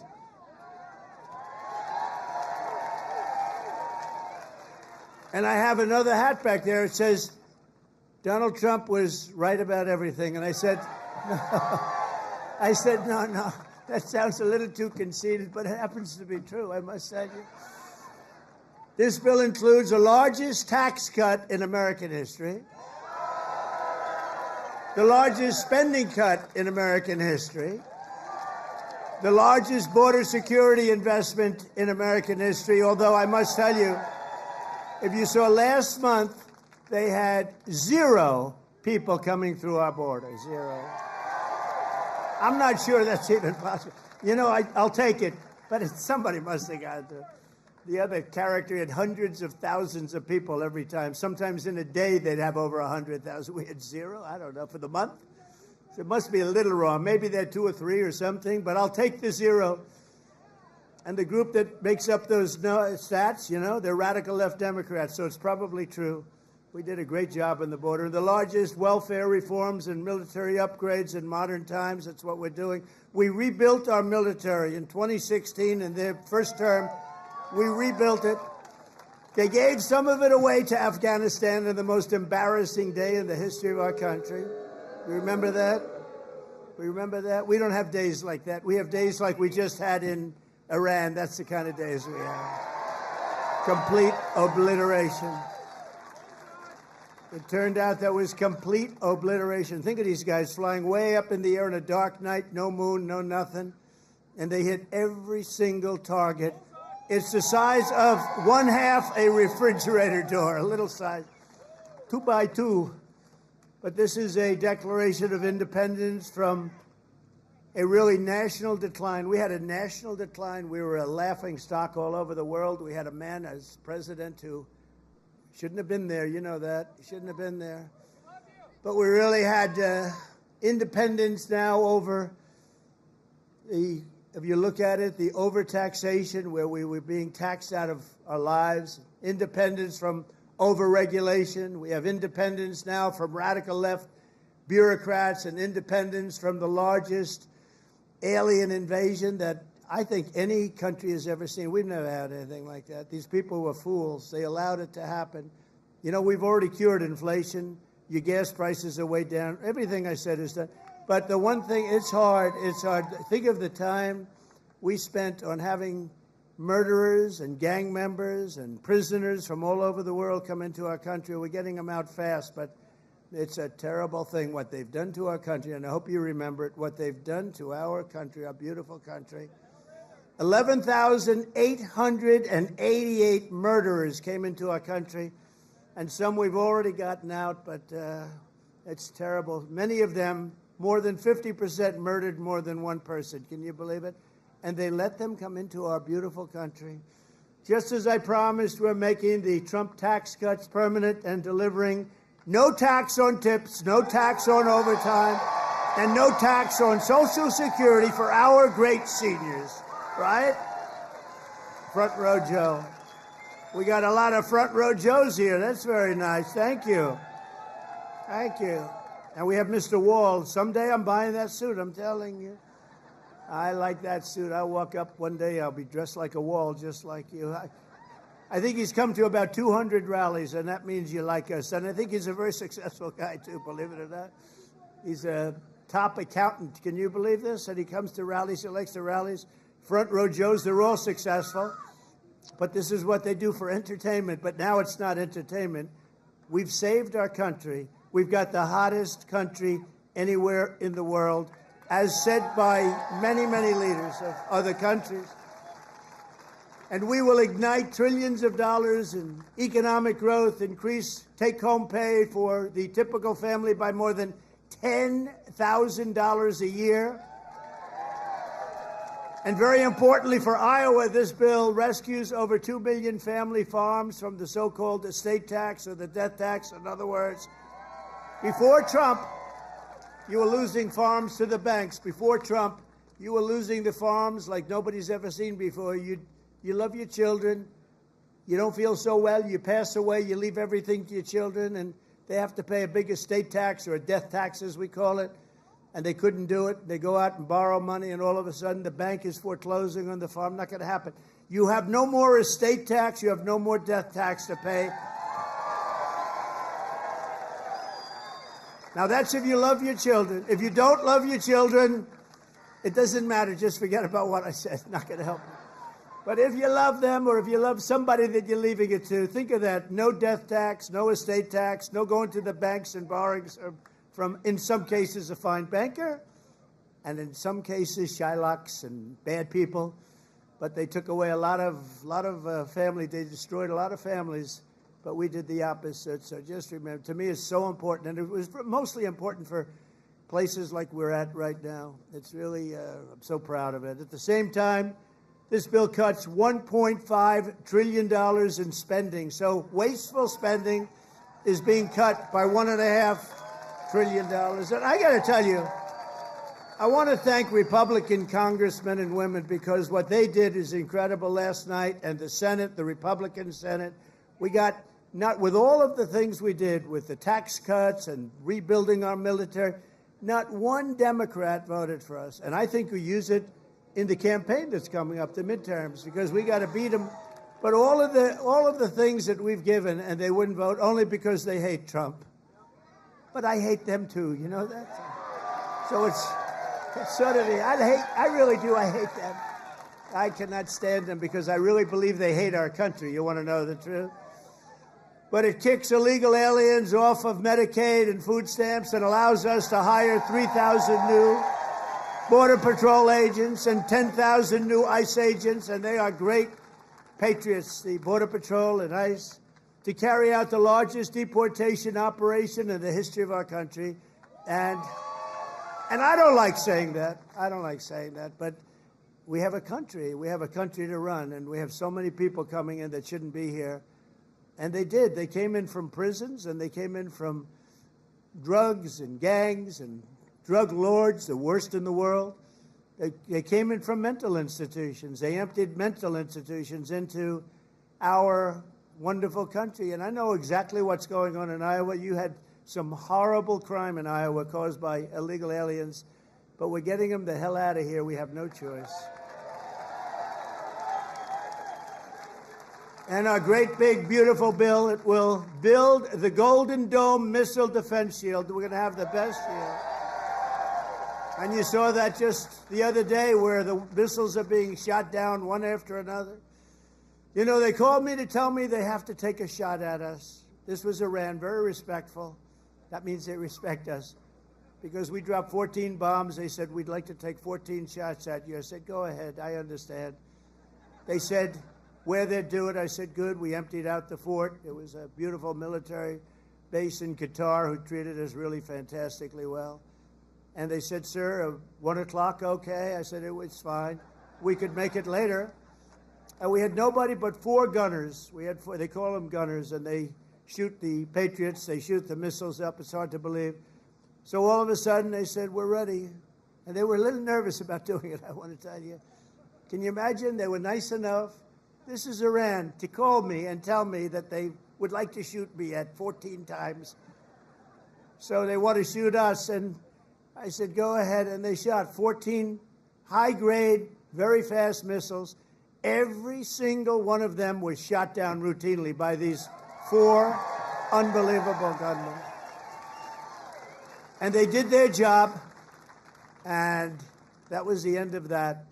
But the big thing was the attack on their nuclear facilities, what those people did. And you know, they're going to be in Washington tomorrow at the White House. We're going to be celebrating. We took not only the pilots, but the people that flew the other planes, but also the mechanics that had these planes going for 37 hours without a stop.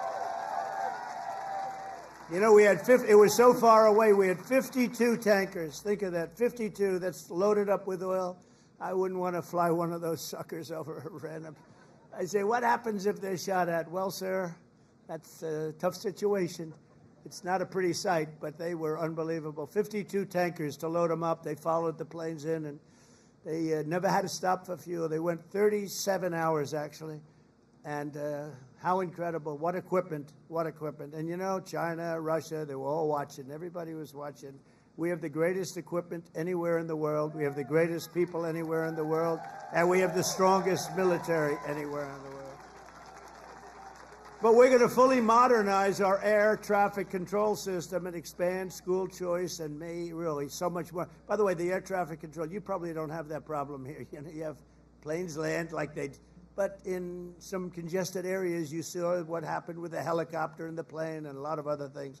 If we had great equipment, and we should have had, it was all set up to go, and then Biden canceled the order when he came in, but he canceled a lot of orders because he didn't know what the hell he was doing.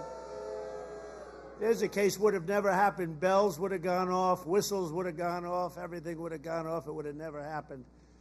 Very simply, the one big, beautiful bill would deliver the strongest border on earth, the strongest economy on earth, the strongest military on earth, and ensure the United States of America will remain the strongest country anywhere on this beautiful planet of ours.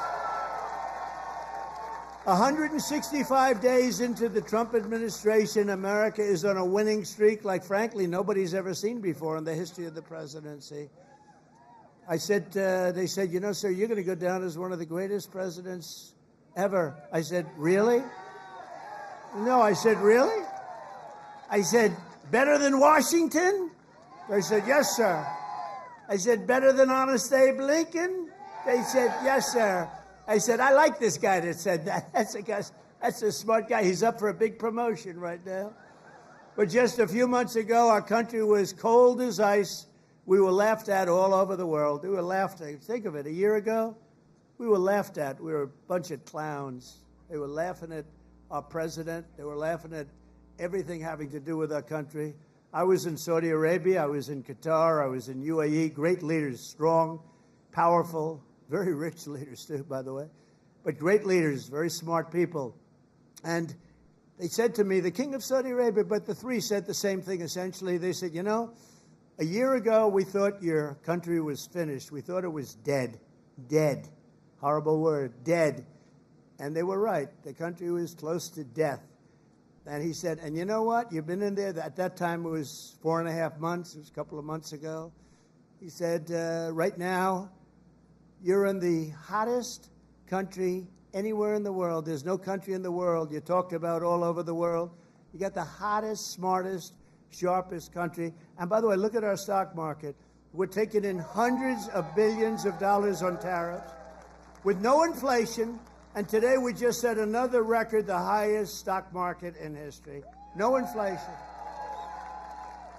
And one of the great economists from the Wharton School of Finance, where I happened to go, he apologized. He says, you know, I think Trump outsmarted us all.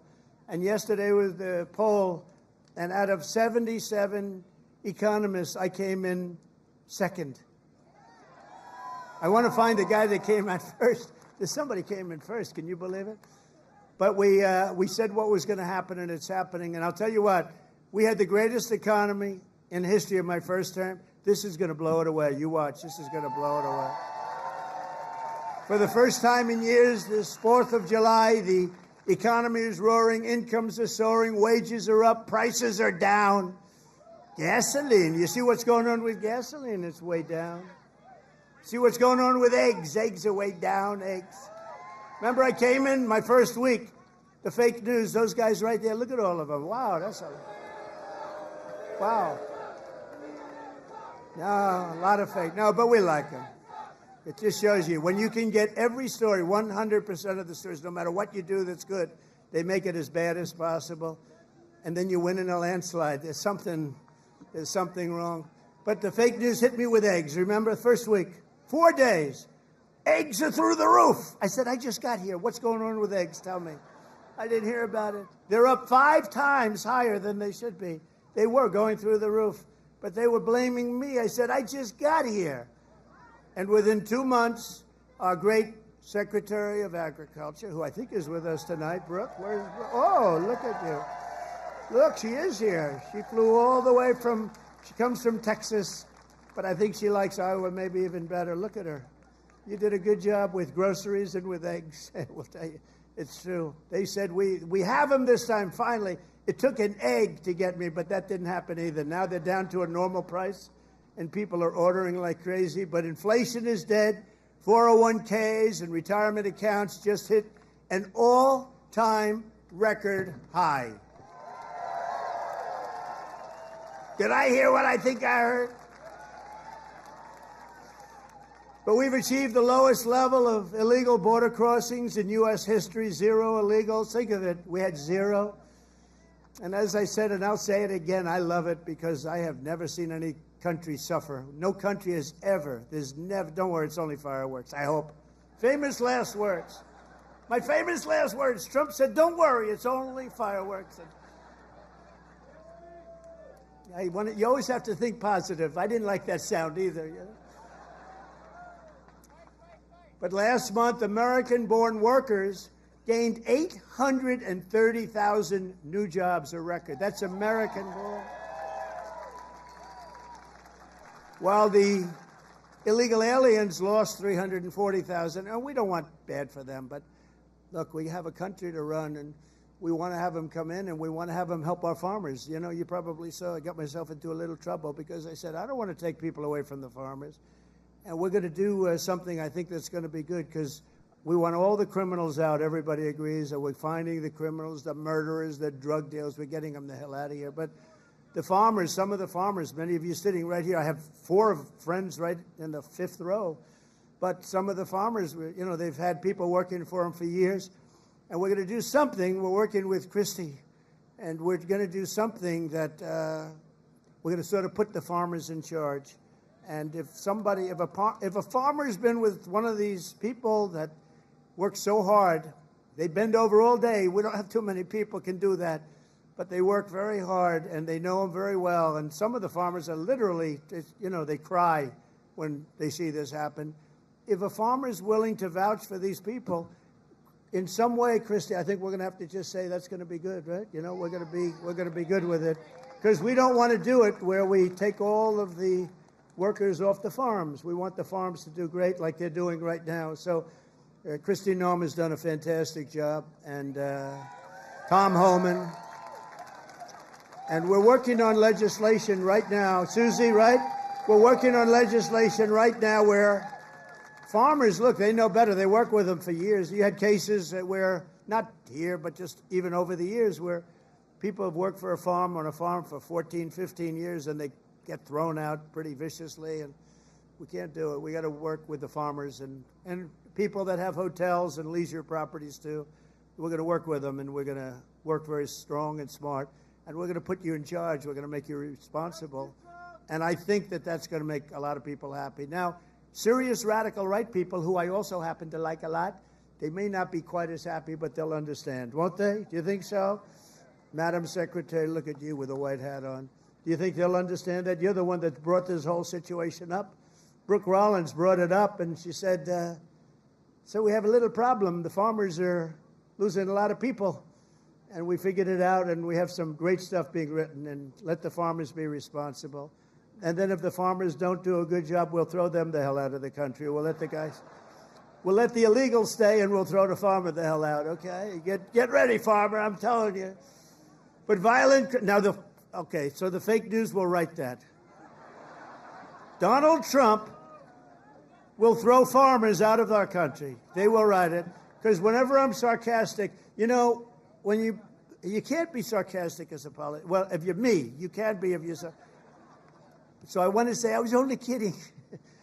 No, the fake news will write it. Donald Trump wants all farmers thrown the hell out of our country. The audience booed the hell out of them. There was no boo.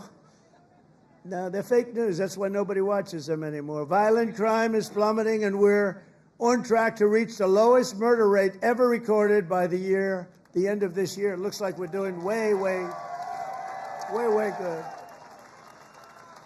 And that's knowing that we have a lot of people in the country that we didn't have in the country 4 or 5 years ago. I mean, we have a lot of people that they allowed into the country that are serious criminals. A lot of them are on their way out, however. Iran's nuclear enrichment has been obliterated. Remember when CNN said, it wasn't obliterated. It was maybe damaged or damaged badly, but obliterated is too strong a word. No, it was obliterated. That's now been proven. The Atomic Energy Commissions, everything that's been obliterated. And they were trying to demean me by saying that, but they were really demeaning those great pilots and people and mechanics that got those planes over there and were able to shoot from high up in the air going very, very fast with potentially a lot of things being shot at them and hit every single one, they're trying to demean me, but to me they were demeaning them. And they got out of the plane and they said, what the hell, we hit every single target. They know better than anybody, but now that's been proven. It's CNN fake news and scammers that work for them. Scam writers that work for them. But we understand it, and we fight it back, and a lot of people say, sir, don't criticize it because they're beneath you. No, they're not beneath me. Nobody's beneath. You got to put it, otherwise people don't understand. If you don't say something about it, you got to say it. These people did one of the greatest military hits and maneuvers in the history of our country, and I want them to be appreciated for it. So they're coming to the White House tomorrow night, and I'm signing the bill with the Speaker of the House. And by the way, Mike Johnson did a great job. John Thune did a great job. Everybody. This whole 2 weeks has been incredible, hasn't it? When you think of all of the victories, we stopped 5 nations from going to war, and somebody else will get the Nobel Peace Prize for their writing about Donald Trump. A professor at some school that you've never heard of has received the Nobel Prize for his writing about Donald Trump and what Donald Trump did. I'll say, what about me? I don't get it, but that's one of those things. But think of it, we stopped India and Pakistan. We stopped Kosovo and Serbia. They've been fighting for a long time. And a lot of it was trade. I said, you're not going to trade with us if you're going to go to war. And India, Pakistan was big, very big for a different reason. I mean, they have little things called nuclear weapons. You would have had pretty soon a nuclear war. We stopped that. In Africa, you look at what was going on in the Congo with Rwanda. That war was going on for 30 years. 30 years, and we stopped it, and it was vicious. 6 million people killed, and it was a bad one. It was killed and killed badly. Machetes. A machete. You know what a machete is? You don't want to know. And we just did a really great job. And then, of course, you cap it off with the perfect hit in Iran, where they were talking awfully badly. Death to America, death to Israel. They were talking awfully badly, and they're not talking badly anymore, to be honest with you. And we might even meet with them and see if they want to meet. They want to meet, and we'll see if we can do something. But they want to meet. I think they want to meet very badly. But our allies have agreed to pay over $1 trillion a year for our defense. You saw what happened in NATO. In fact, we have our ambassador to NATO here. Where's our You know that guy? In Iowa, they know him. Big Matt Whitaker. We have Matt Whitaker from Iowa. I wasn't going to hire him, and then I said, Matt, you come from Iowa, don't you? Yes, sir, I do. Okay, you're hired. Anybody comes from Iowa, I hire. And every branch of the U.S. military is setting records for new enlistments. You know, remember a year ago, it was embarrassing. They couldn't get anybody to go into the military. They couldn't get anybody to go into the police or fire departments. They couldn't get anybody to go into government. And now we just set a record, a new record of enlistments in every single branch of the military and in all police forces. 1 year. 1 year ago, I remember saying to our great First Lady, I said, you know, First Lady, I call her First Lady because it makes me feel good. First Lady, isn't it terrible? You're saying good night, First Lady, my darling. Because it reminds me that I'm president. That's why. Now, I said, First Lady, it's terrible. Nobody wants to join our military force. And you know, that was very demeaning to the people that are in there, that have been in there for a long time doing a good job. And then all of a sudden, like, we get elected and there's a spirit in the country and we start doing well. We have victory after victory in so many different things, especially economically. We're doing so good. We have hundreds of billions of dollars flowing in from other countries. We have plants being built all over. I mean, a little less here because you have enough with your farm. Oh, by the way, but I did get beef and I got ethanol into Europe. You saw that. You saw that. United Kingdom, they didn't want to do it. You know, they never took our beef and they never took our ethanol, and we said, got to do it, and they did, and they were great. We made a wonderful trade deal with them, but we're doing that all over. Is ethanol very important still for Iowa? Is it so? Yes? Anyway, so they're taking it in the United Kingdom, and beef, they never took it because they want to do their own. You know, they have a lot of farms and a lot of farmers, and they want to do their own, but they took it, and it's going to be great. You're going to do, I'll tell you what, the farmers here are going to do incredibly. Plus, we have tariffs on a lot of this stuff that was coming in and absolutely killing you, where they have different forms of vegetation coming in at prices that were very, very bad for you. And a lot of it comes in because they want to put you out of business, and then they want to raise the prices. And we're not letting that happen to the farmers and to Iowa, to Nebraska and Wisconsin and all these other places that have been so great. And in breaking news just yesterday, we reached a historic trade agreement with Vietnam to open their markets to American exports with zero tariffs. They get zero tariffs. And you're going to be giving them vast amounts of farm product, including beef, pork, poultry, dairy, and pure Iowa ethanol. You're going to be given all of those products. And the fact is, I could go on, but the fact is really strong, and it's stronger than it's ever been, and stronger than I've ever seen. The golden age of America is upon us. This is a golden age. This is such a beautiful term, the golden age. And I couldn't have even said it in my first term. I'm telling you, this is going to blow the first term away, and we did great. We got great marks in the first term, and this is going to blow it away. This incredible national resurgence is happening just in time for one of the biggest events in the history of our country. Exactly 1 year from tomorrow, we will celebrate the 250th anniversary of America's founding with a birthday party, the likes of which you have never seen before. 2 years ago, I came to Iowa and promised that the festivities would begin right here at the Iowa State Fairgrounds. And tonight, here I am, okay? Promise is kept. Promise is kept. It's an honor, too. It's an honor because you've been with me from the beginning. Thank you.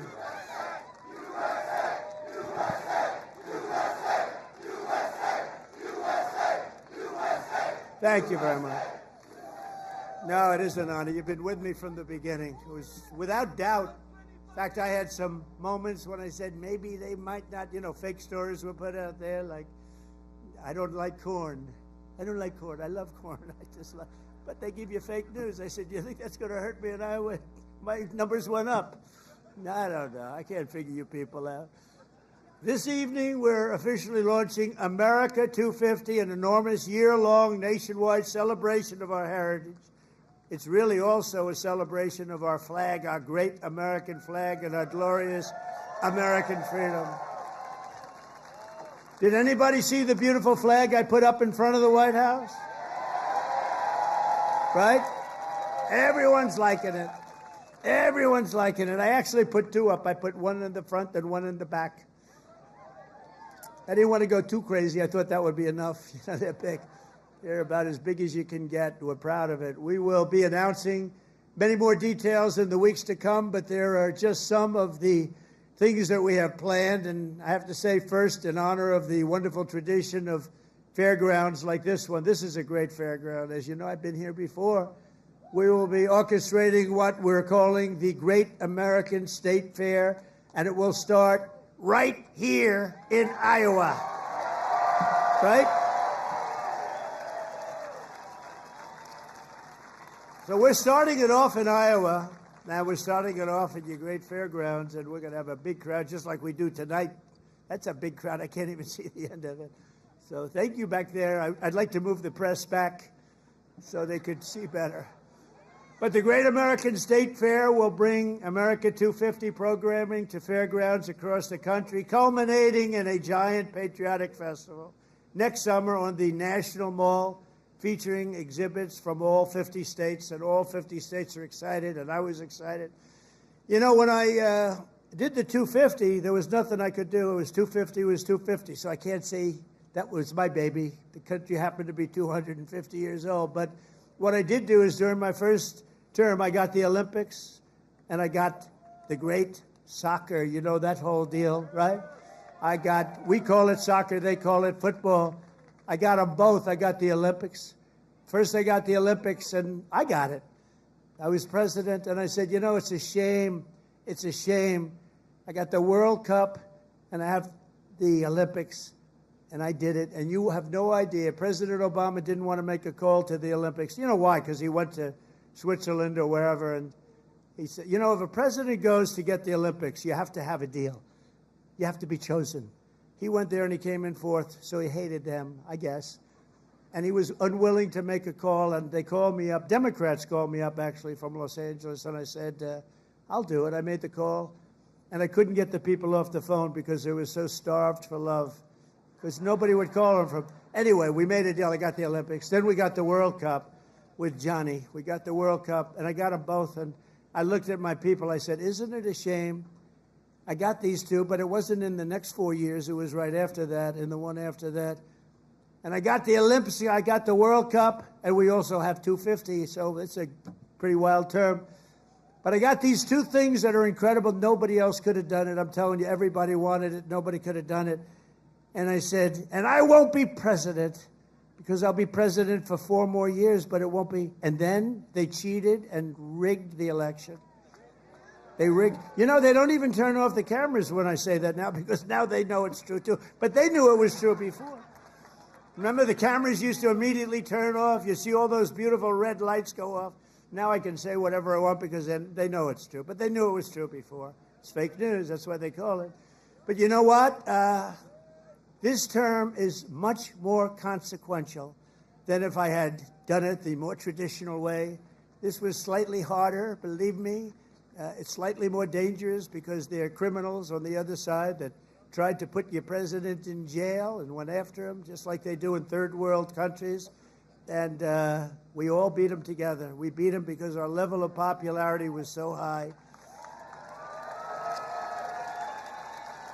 And it was high because I explained the situation. When these thugs came around, I explained it to the people. And fortunately, I was able to be on a lot of television, I did whatever you had to do. I had to explain it. Then they said, wow, that's fake stuff. It was fake. They're a bunch of bad people, but we kicked their ass, and we're going to continue to do well. And I appreciate it. And there was nobody more loyal than Mr. Kaufman, who's fantastic, and Iowa, and his son, who's maybe more fan. Where the hell is he? Stand up. Where's your boy? His son is better than him, I'm telling you. And he doesn't mind. I have a lot of fathers who would be very insulted if I said that, but they're bad people. He's a good guy. He's got a son who's fantastic. You know that. I think he's probably here someplace.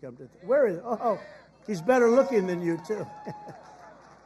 Good. Thank you. Great job. Nobody more loyal than the people of Iowa during that period of time when we had to show our stuff.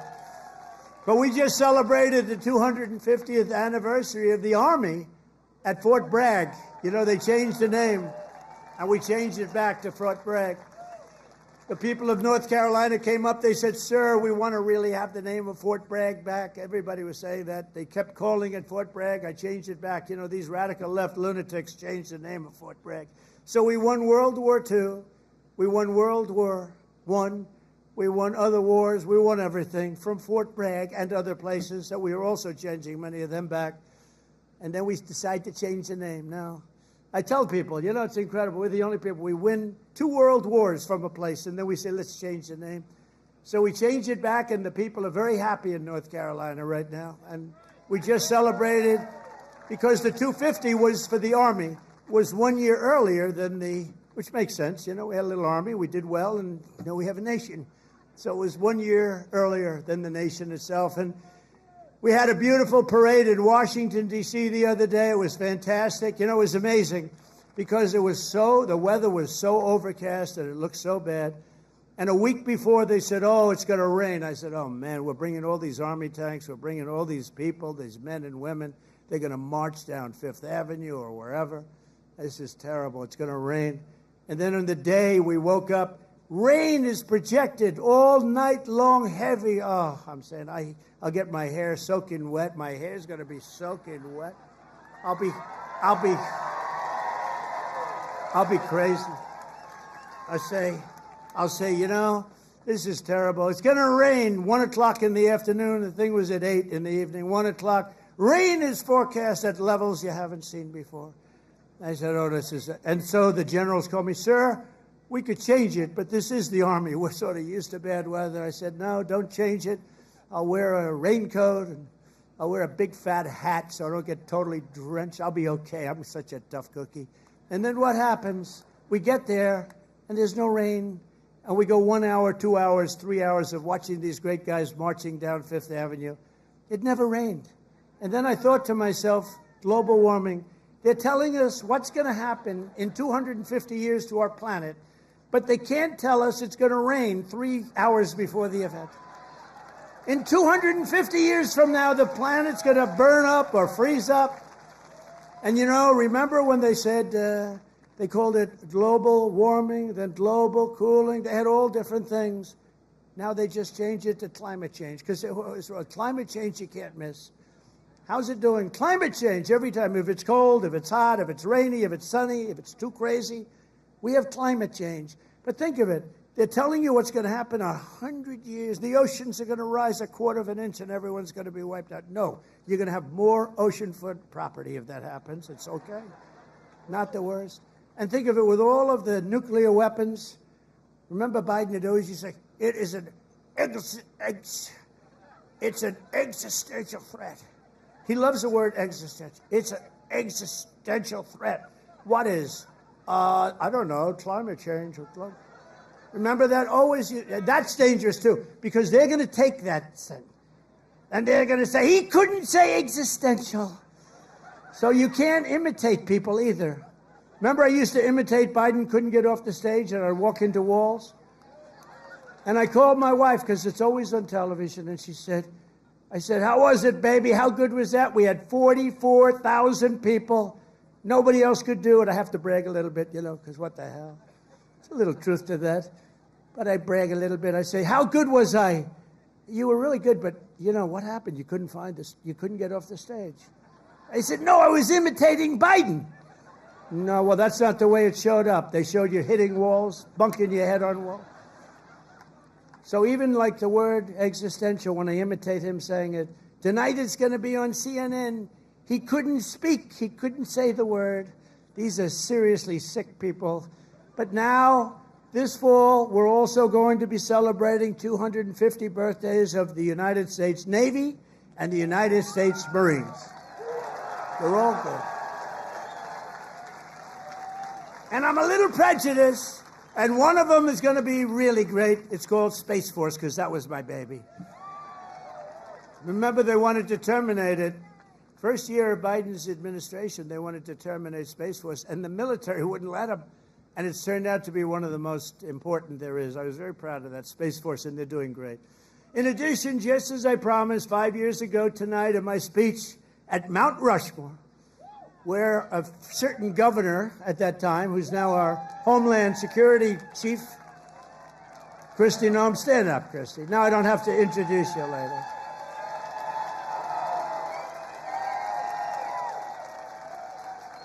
You know, I hired Tom Homan for the border, and I said, Tom, I want you to give me who'd be the best to be the Secretary of Homeland Security, which is essentially his boss. He said, Kristi Noem, sir. I said, Kristi Noem? You got to be kidding. She's a great person. She's smart, but, I mean, is she tough enough? Sir, she's the toughest person around. I said, and she is. She's tough as hell. I've learned. I'll tell you, a lot of bad people have learned, and she's done a fantastic job. Thank you. Thank you. But we're going to be officially opening the National Garden of American Heroes, a vast outdoor park featuring statues of the greatest Americans who ever lived. You know, they took down a lot of our statues. They took down statues of some of the greatest people that we've ever had living. I stopped them from taking down Thomas Jefferson. They wanted to take the Thomas Jefferson Memorial. They wanted to rip the hell out of the statue inside. You can imagine who they were going to put up. Let's get rid of Thomas Jefferson. So we stopped them. We signed a law. Do you remember that night? It was crazy. And they were marching toward the Jefferson Memorial, and I took out an old bill from 1909, and it was a bill that if you so much as touched, old, because today they don't do these things. They don't do it like they used to. Today you could never get it passed. It said if you so much as touch a monument or a statue, you go to jail for a 10-year period. No anything. So they were marching down there, and in the middle of their march, I gave a news conference. I said, anybody that touches, and I'm signing, immediately goes to jail for a 10-year period. That march broke up so quickly you've never seen. They said, it's a miracle. What happened? I signed a little bill that said you go to jail for a 10-year period. It was a great thing. It was an old bill that wasn't used. In fact, I don't know. I hope we don't have to use it again. But they're learning that, you know, we saved Los Angeles. If we didn't send in the National Guard, I would have sent it in the military if they needed it. But if we didn't send in the National Guard, Los Angeles would have been burned down to the ground just like half of their houses were burned down to the ground because they didn't give water that they had plenty of. I'm pleased to report that the One Big Beautiful Bill includes full funding for those statues, and we're going to do statues to our greatest Americans, and we're going to let the people choose who they are. You better choose me. No, I'm only kidding. I should take myself out. I think I should take myself out, Susie. Our great Chief of Staff, the first woman Chief of Staff. Can you believe it? Susie Wiles, stand up, Susie. And that beautiful exterior, don't let it fool you. She's rough and tough. She got rated the most powerful woman anywhere in the world. She can take out a country with a mere phone call, which is true. Actually, it's very true in her case. And she's done a great job. We're doing okay, Susie? Looking good. We had a good 2 weeks, right? This had to be the best 2 weeks. Has anybody ever had a better 2 weeks than that? Next, to bring back our people together through the power of sports, America 250 will also host a brand new, first-of-its-kind youth athletes. It's a competition known as the Patriot Games, and it features top high school athletes from all 50 states. It's going to be great. And this phenomenal patriotic sporting event will be nationally televised, and it will be led by our great Secretary of Health and Human Services, Robert F. Kennedy, Jr., who's really doing it good. He's great, and he's a little different, right?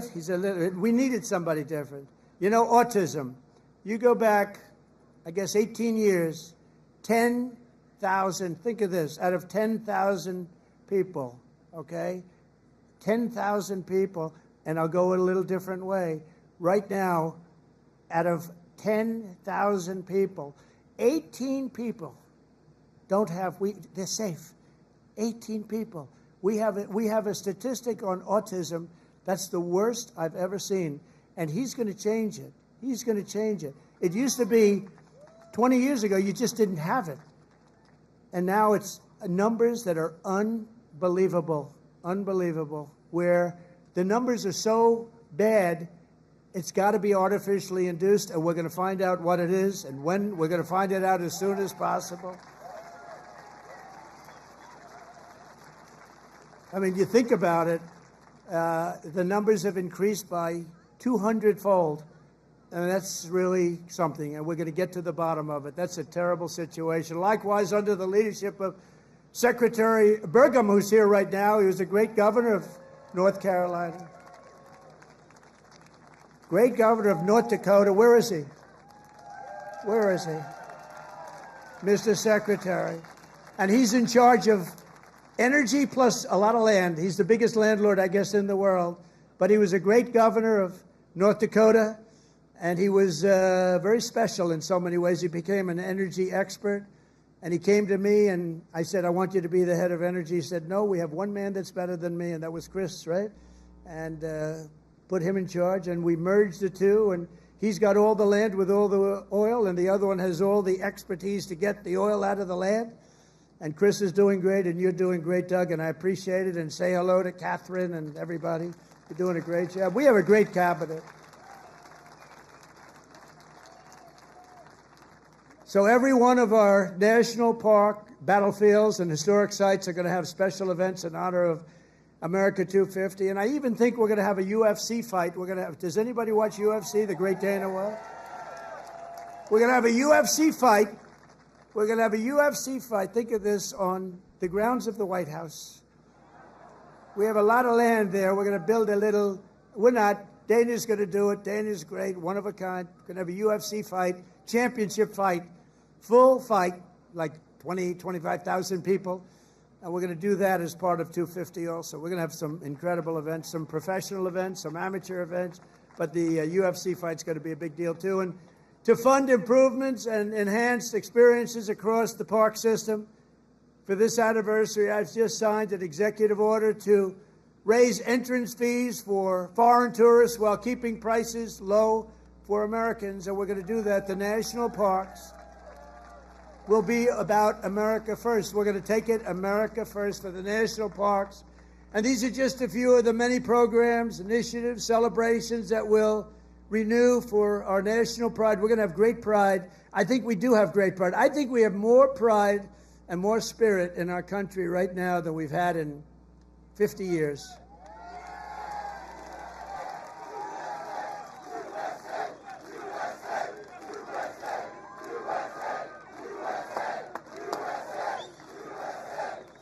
And together we're going to ensure that America's 250th anniversary is the single greatest year in the history of our country. We want to have a lot of great things. A lot of the things that Bobby and Health and Human Services are doing are going to come up during that period of time. And we're going to come up with a lot of tremendous things for health and safety. And economically, we're going to have the strongest country anywhere in the world. And the bill that we just got approved today was, think of that, all of those votes.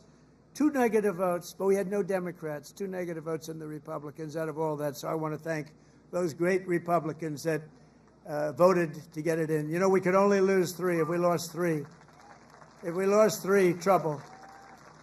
Now, we didn't lose 3. We lost 2, and I'm sure if I needed the 2, I could have gotten them too. But we're pleased to be joined tonight by many friends who will help make that possible, including, and I introduced Doug Burgum already from North Dakota, and just a great. He was really one of the best. Was he a better governor than you? Would you say, Christy? Was he better than you? I don't know.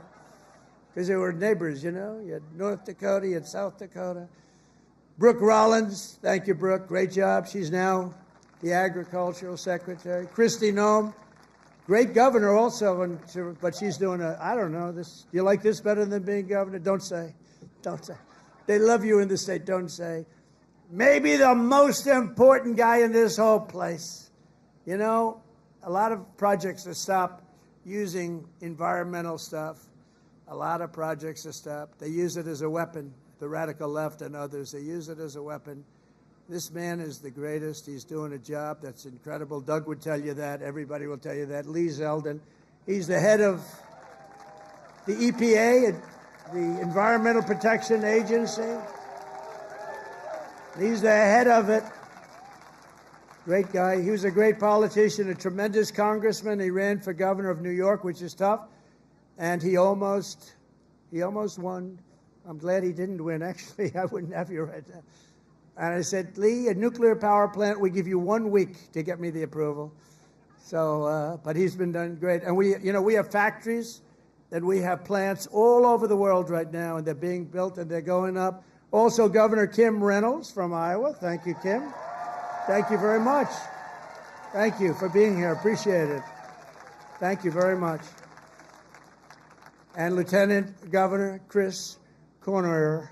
Where's Chris? Chris Corner. Thank you, Chris, very much. Great job. You have Senator Chuck Grassley and Joni Ernst. Chuck! Hi, Chuck.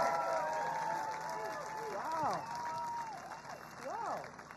That's great. He's doing great, too. He's got more energy than all of us. And where's Joni? Is Joni here? Hi, Joni.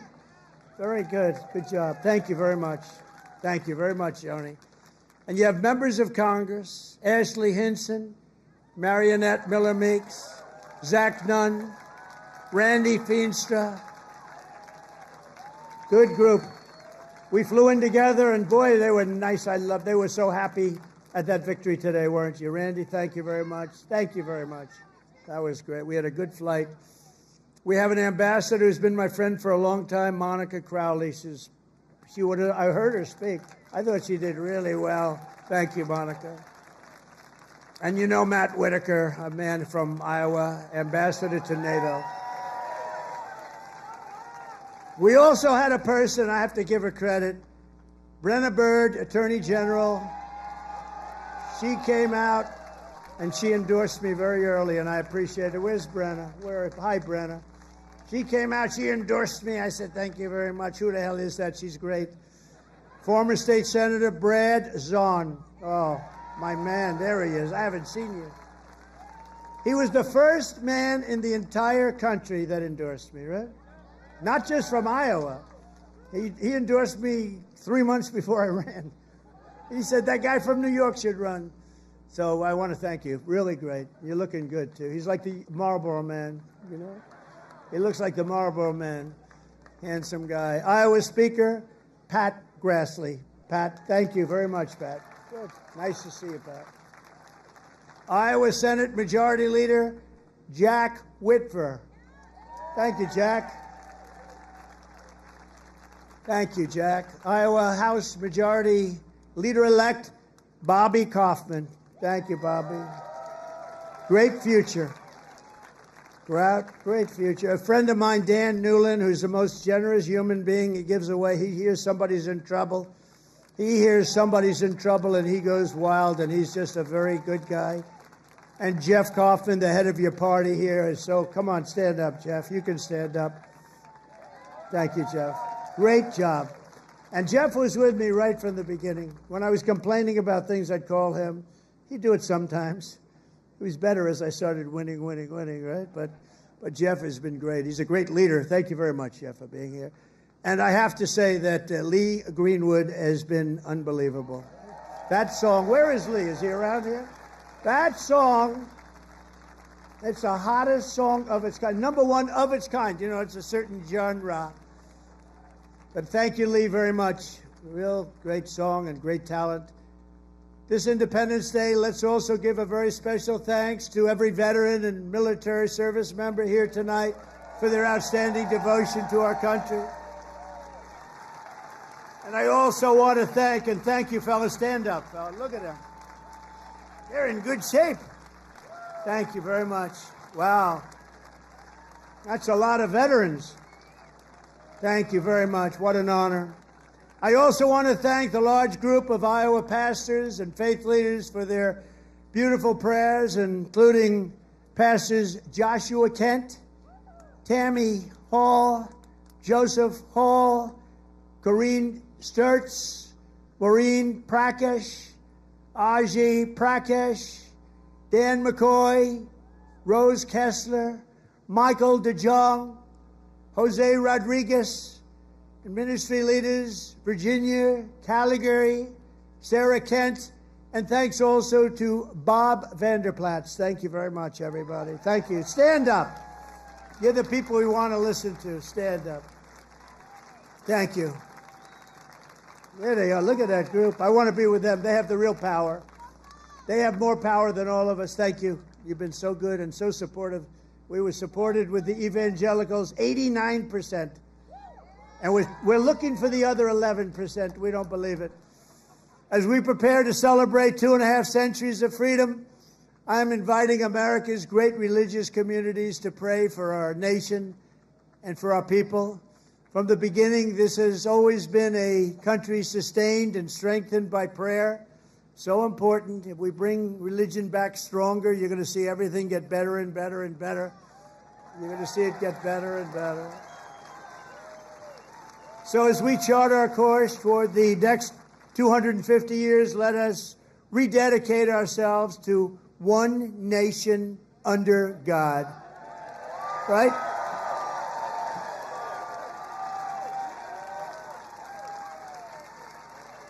And as you know, recently we've seen some of our political system attempting to overthrow the timeless American principles and other pillars of our liberty and replace them with some of the most noxious ideas in human history, ideas that have been proven false.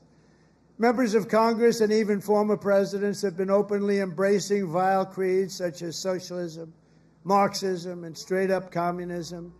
In New York, they're trying to elect a communist, Zoran Mamdani, the guy who wants to defund the police, take over the stores and run the stores, and have the people hand out goods. And when everything falls apart, it always does. It always works that way. It never has worked any other way.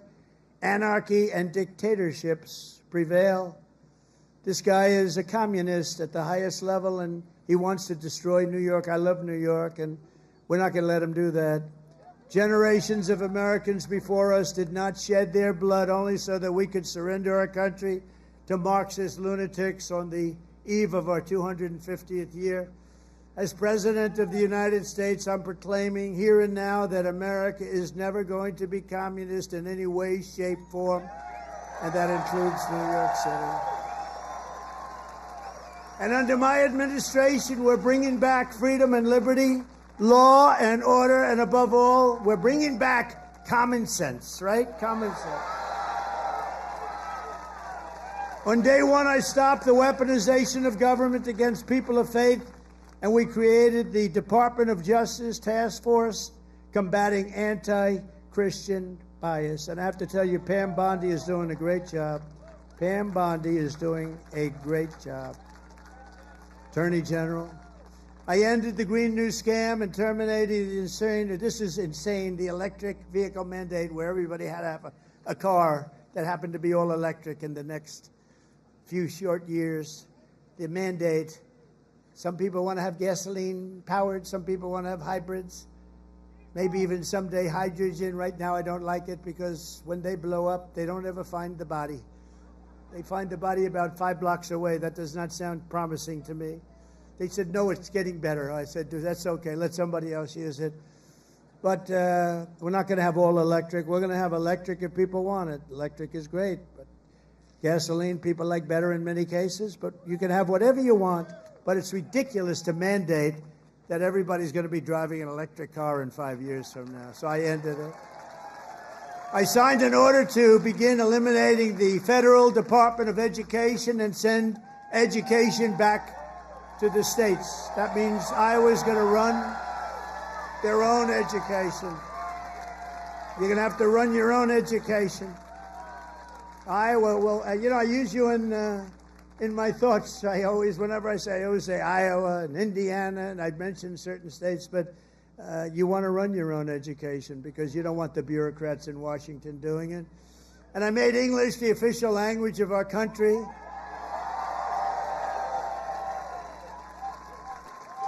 You would think that would be an easy one. It was not as easy as you think.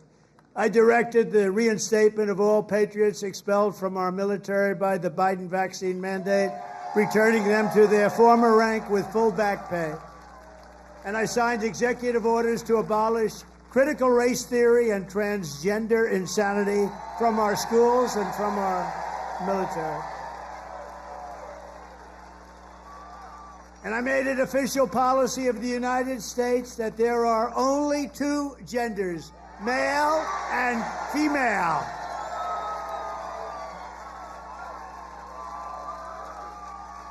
And if it's okay with Iowa, we are keeping men out of women's sports. Is that okay? I also renamed the Gulf of Mexico. I renamed it to the Gulf of America.